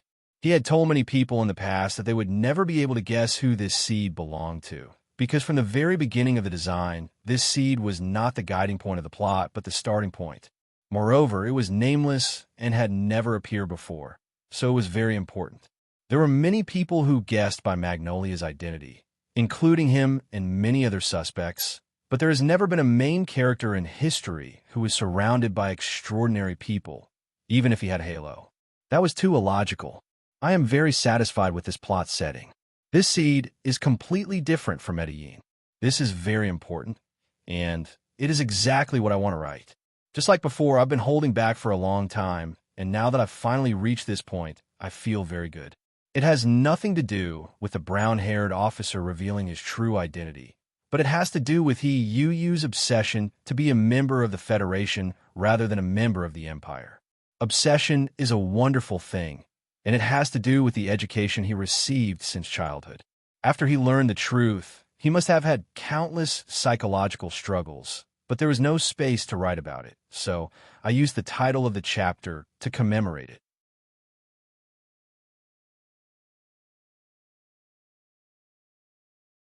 Chapter 578. Evil? What is evil? Before the great, glorious, and correct laws of history, there is no evil. There is only the respectable darkness behind the light. The brown-haired officer's voice suddenly rose like an angry waterbird. The feathers on the top of his head stood up in fear, and his slender neck made the air flow through it become sharp. In the sharp tone, there was unmistakable contempt and disdain. The waterbird that stepped on the green watergrass was looking down at the shellfish below. His words revealed the firmness and pride in his heart, as well as the narcissism that spread from it. In the dark underground room, there seemed to be a light whose color could not be seen. It enveloped the body of this federal officer whose hands were stained with blood, causing his dark green military uniform to sparkle. Only a strong and powerful Central Federation that has the support of all parties can defeat the Empire and lead us to victory. In order to achieve this goal, many people must be eliminated, including the stubborn warlord Zhong Su, who destroyed the unity of the Federation. Perhaps it was because of Yuyu's questioning before his death that made the brown-haired officer feel the anger of his ideals being misunderstood. With a gloomy voice, he said the first part of the sentence with disdain and a hint of excitement. Yuyu's face was pale, and his eyes were cloudy and lifeless. He stared at the brown-haired officer who was waving his arms excitedly in the shadows before him. Suddenly, he laughed somewhat nervously and murmured in a low voice, "Is defeating the Empire really that important? This is a matter of life and death, a question that is higher than life and death." In the shadows, the brown-haired officer's nose bridge was high like a sharp sword. He said coldly, "The Empire is a primitive, bloody, and shameless existence. It should have been thrown into the garbage heap of the history of the universe a long time ago. Since you can't change it on your own, let us do it. We are not invaders. The officer said with a heavier tone, what we need to do is to rescue the people of the lower class of the Empire and let the light of the Constitution cover the entire universe. Humanity will return to peace and have ample time and energy to advance into the depths of the universe. This beautiful and harmonious new era is our historical mission. For this historical mission, anyone can be sacrificed and any means can be allowed. The question is, do the people of the lower class of the Empire need you? Do they crave for you to rescue them? Yu leaned against the cold wall, his eyes still devoid of life, but gradually he finally understood some things. We just want to do this. We don't need the consent or understanding of the lower class of the Imperium. Our civilization is advanced and superior, so we have a responsibility to help them. The brown-haired officer said coldly, if we don't persist in doing the right thing just because the other party can't understand it, that would be an irresponsible attitude. The Federation is superior to the Empire because of its charter, rule of law, and the spirit of freedom. What about you? You assassinated the commander of the Federation, sold information to the Empire, and threatened me with the lives of my wife and daughter. My daughter is only 4 years old this year. Yu's eyes widened as he angrily reprimanded. In order to win, in order to eliminate those people who are above the law, who are not on the same path as you, you did not hesitate to destroy this spirit and put yourself above the law. What's the difference between you and the people you hate? Why do you have to talk about the injustice of saving the Empire? These fanatical Federation officers reminded him and woke him up. It turned out that being a citizen of the Empire was not a natural sin. There were sins that were born for various reasons everywhere in this universe. There is a deathly silence in the gloomy underground room. After a long time, the brown-haired officer in the shadows said with a slightly hoarse voice, so, in the future, we will also be swept into the trash heap of history. But then he raised his head and said proudly and coldly, but no matter who writes history in the future, they cannot deny that our actions have pushed this history forward and made our own contributions. We do not fight for days and nights, but only for 10,000 years. In Yu's eyes, the pride of the brown-haired Federation officer from the bottom of his heart and his expression of martyrdom were just ridiculous and ridiculous fanaticism and excitement. Crazy, everyone has gone crazy. The world laughs at me for being too crazy, and I laugh at the world for not being able to see through it. Actually, when will I be able to truly see through it? The brown-haired Federation officer lowered his head for an instant and then raised his head again. Still calm and graceful, there was pride in his confidence. He looked at Yu and said with a smile, when we sent you to Bermuda, you could have tried to escape to the Empire, but you did not. Yu's body stiffened slightly. Thinking of the meeting with the commissioner of the Imperial Royal Intelligence Agency and his mental struggle at that time, he could not help but clench his fists and sink into the painful memories. But you did not escape because you could not bear to leave your wife and daughter behind. You were worried about what would happen to them after you escaped.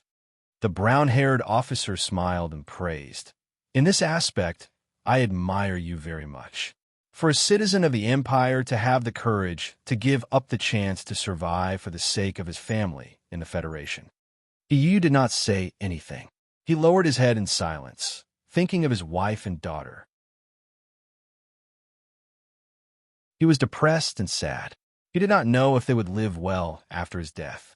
He did not know if they would be able to learn of his death. He did not know if Roos would be able to open that little shop next year.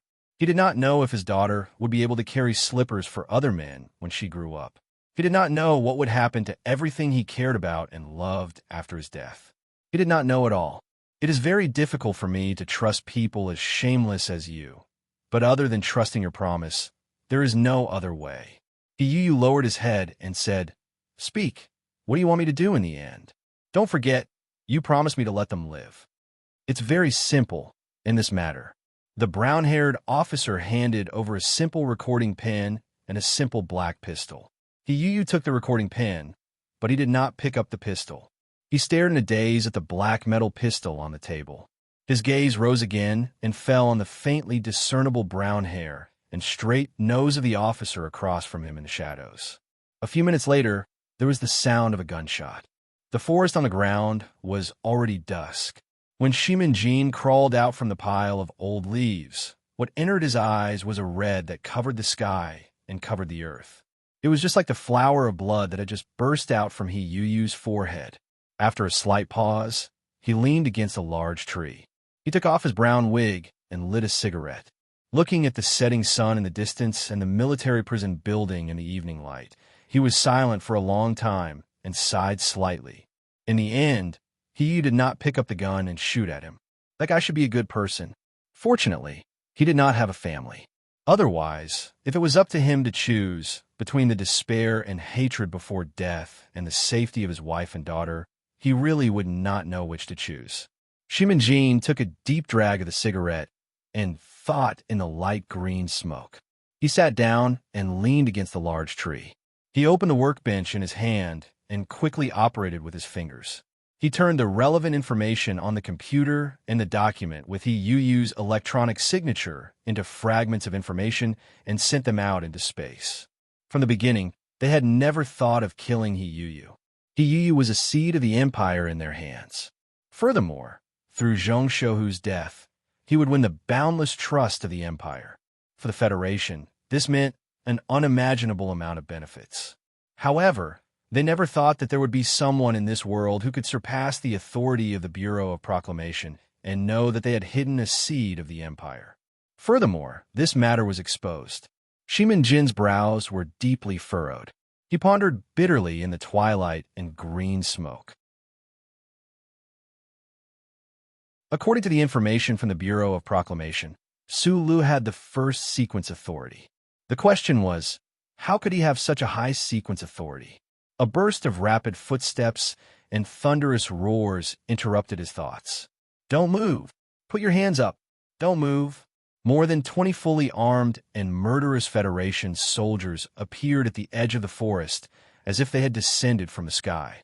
They held all kinds of weapons in their hands and surrounded Shimin-Jin in the middle. These clearly well-trained elite soldiers completely controlled the situation as soon as they appeared. However, for some reason, they were still roaring with stern expressions. They seemed to be very nervous. On the contrary, Shimin-Jin, who was surrounded, still had a calm expression. He still held the half-burned cigarette between his fingers. The calmness was just a facade. It was because he was very familiar with this group of soldiers that he could forcefully suppress the shock in his heart and pretend to be indifferent. The Iron 7th Division's Special Guard Battalion, Shimin-Jin's most direct subordinates in the past, actually pointed their guns at him today. Don't move. The commander of the Iron 7th Division's Special Guard Battalion held the Pan-Ningwei submachine gun and aimed it between Shimin-Jin's eyebrows. He roared in a hoarse voice, "Battalion commander, don't move, or I'll have to shoot you." The cigarette slipped from between his fingers. Shimin-Jin lowered his head and stepped on it with his military boots. He didn't keep absolutely still according to the request of these soldiers. Instead, he raised his head and stared into the eyes of the commander. He took a step forward and asked in a deep voice, "Do you know what you are doing?" The commander of the Iron 7th Division took a step forward and pointed the cold muzzle between his eyebrows. He said in a hoarse voice, "Battalion commander, I don't know what we are doing, but if you move one more step, I'll really have to shoot." This is the order of the division commander. The other departments in the joint investigation team of the attack on the Ancient Bell didn't know what was happening in the forest more than 10 kilometers away from the military prison. The officers and soldiers of the Iron 7th Division who participated in the investigation sent their arrested targets back to S1 through a military warship as fast as possible and in the most secretive way. At number 44, Shima Avenue, Capital Special District, Du Xiaoqing sat in front of his desk and looked at the relevant report submitted by the joint investigation team with no expression on his face. Behind him, raindrops were tapping on his window, making the light inside and outside a little dim. In front of the wide desk, Shimin-Jin stood with his head down. His hands were tied with high-strength plastic ropes, so he couldn't move a finger. Du Xiaoqing didn't look up at him. He just looked at the report in silence. The atmosphere in the room was extremely oppressive. When the oppressive atmosphere was about to suffocate him, he looked up at Shimin and said, "I told you before that there are many methods that I can't accept. I used to love Qing Shi, who was written by Red Pig Warrior the most. Her preference was to use a person's name in the names of the chapters. Coincidentally, I also used a person's name in these two chapters. Coincidentally, they were two very important people. Shimin Jin's identity ran through the first half of this book. There was no need to guess riddles. The floor was flooded a little because of my mistake. My leader and I are both simple-minded people. We want to see if it can be done tomorrow. We don't want to call the floor merchants because we are really afraid of trouble. Well, it should be done because very little water leaked out."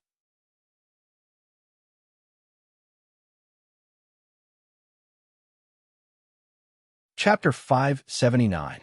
There was an obvious and insurmountable line between light and darkness. The ash between black and white could not be used as an excuse to absolve oneself of guilt. Even if the ash was so faint that it was almost invisible, it would still be black of varying degrees. How could it be white? The talented, cold, proud, and cool Du Shaoqing had always thought so. However, many years after he graduated from No. 1 Academy, he had been in conflict, struggling, and silent in the military system. He had changed a lot. He understood that no matter how beautiful a landscape painting was, it still needed the dirty natural pigments dug out from the dark mines to be painted. For the bright future of the Federation, or rather for mankind, he was willing to sacrifice a part of his moral principles. Especially when a hidden and exciting trend of thought appeared in the Federation, and a trustworthy and excellent politician stood at the forefront of the trend, he was more and more sure that this sacrifice would be well rewarded. Therefore, he put all his energy and effort into the construction of the army, giving up worldly happiness such as family. Under the strong suppression of Zhong Shouhu in the West Woods, he still brought out the Iron 7th Division, an iron army, and branded the entire 2nd Military Region with his deep personal brand.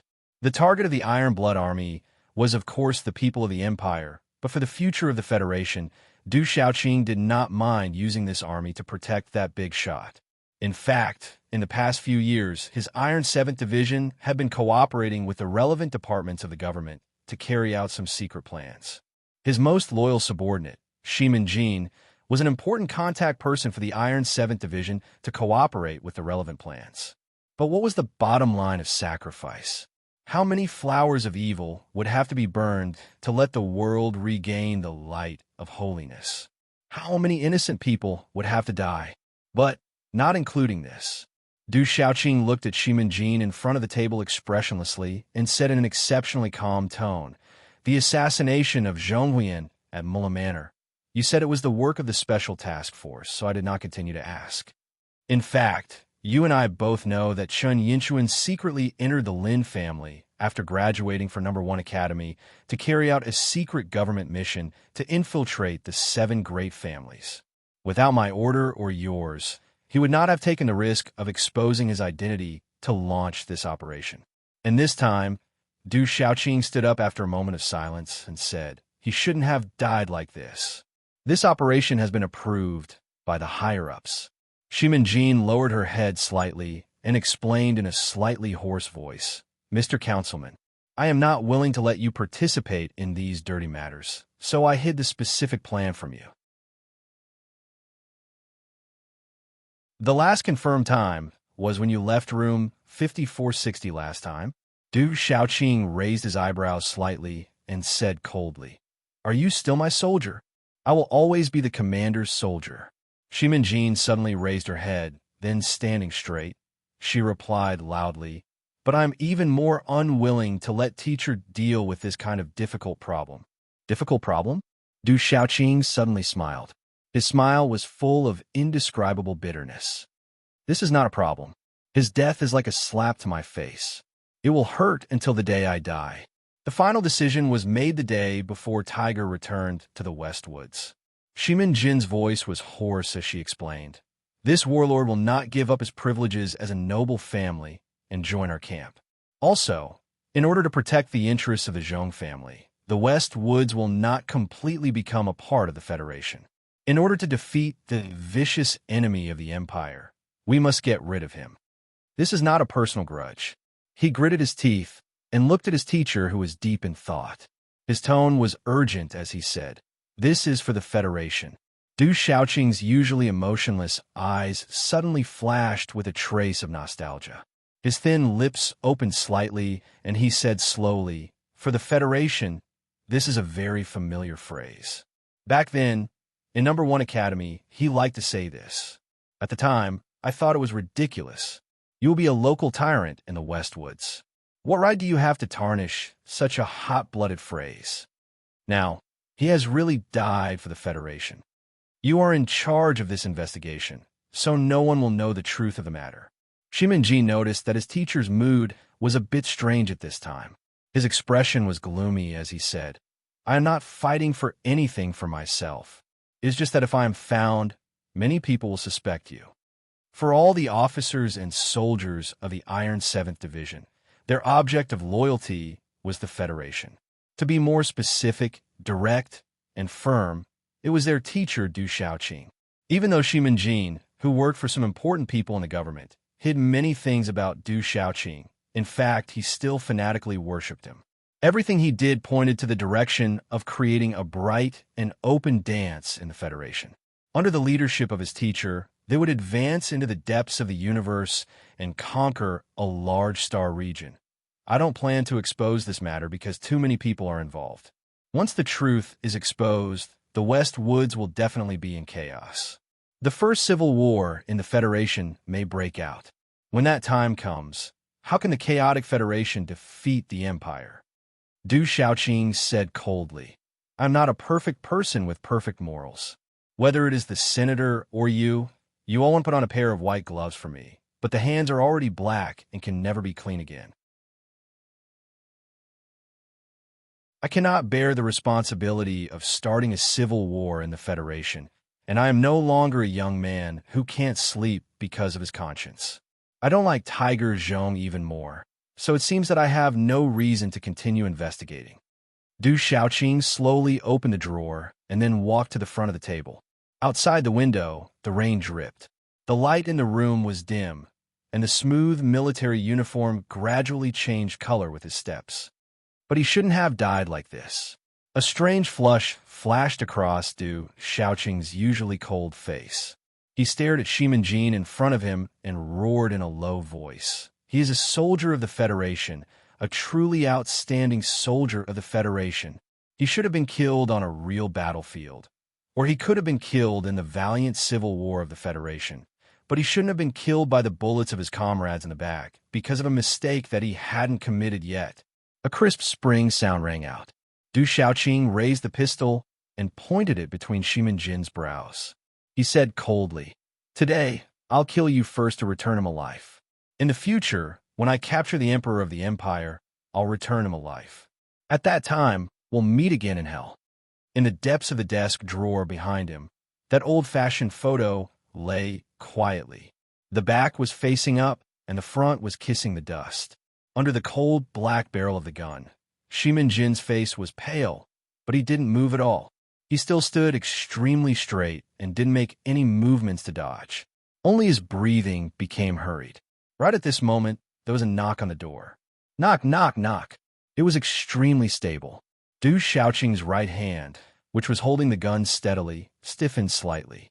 This building was filled with his soldiers, who was able to quietly come to his door in the middle of a rainy day. The person outside the door didn't wait for the person inside to react. He pushed the door open naturally and entered.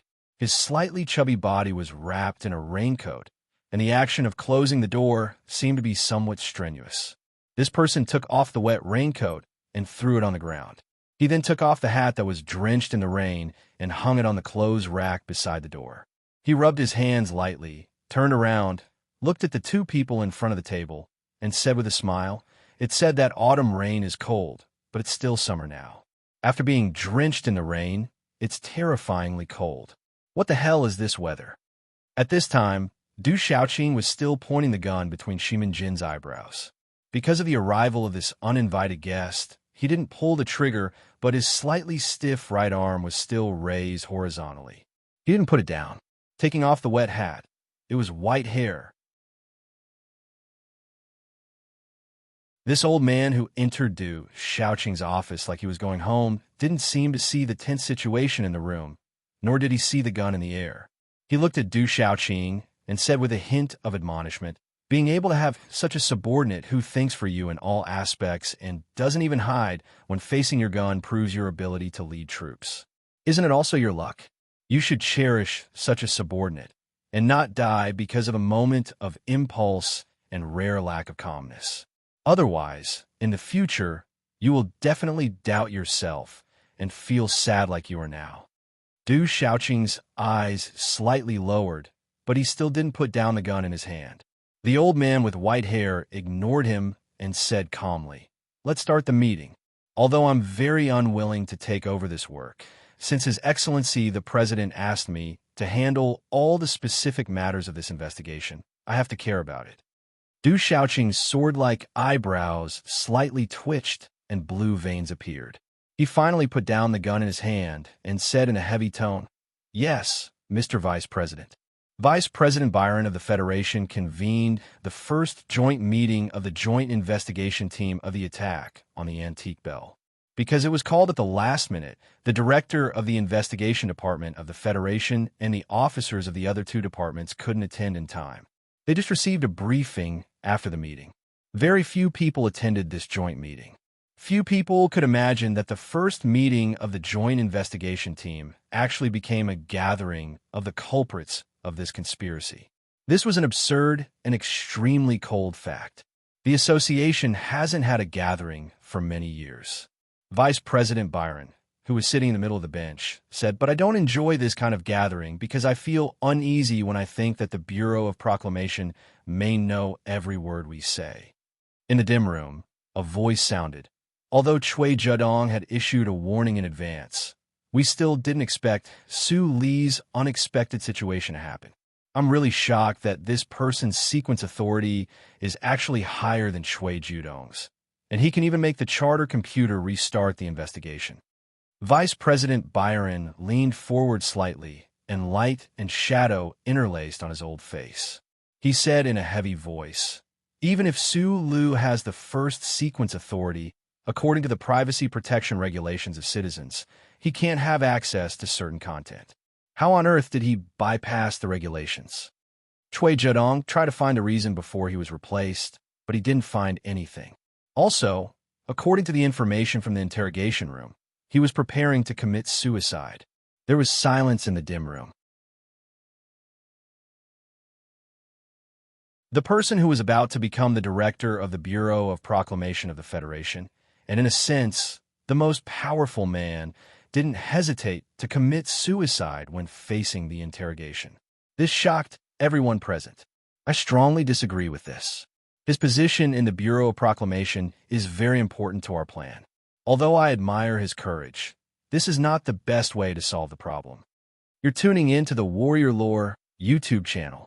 Don't forget to subscribe and join us on this journey to catch the most captivating stories.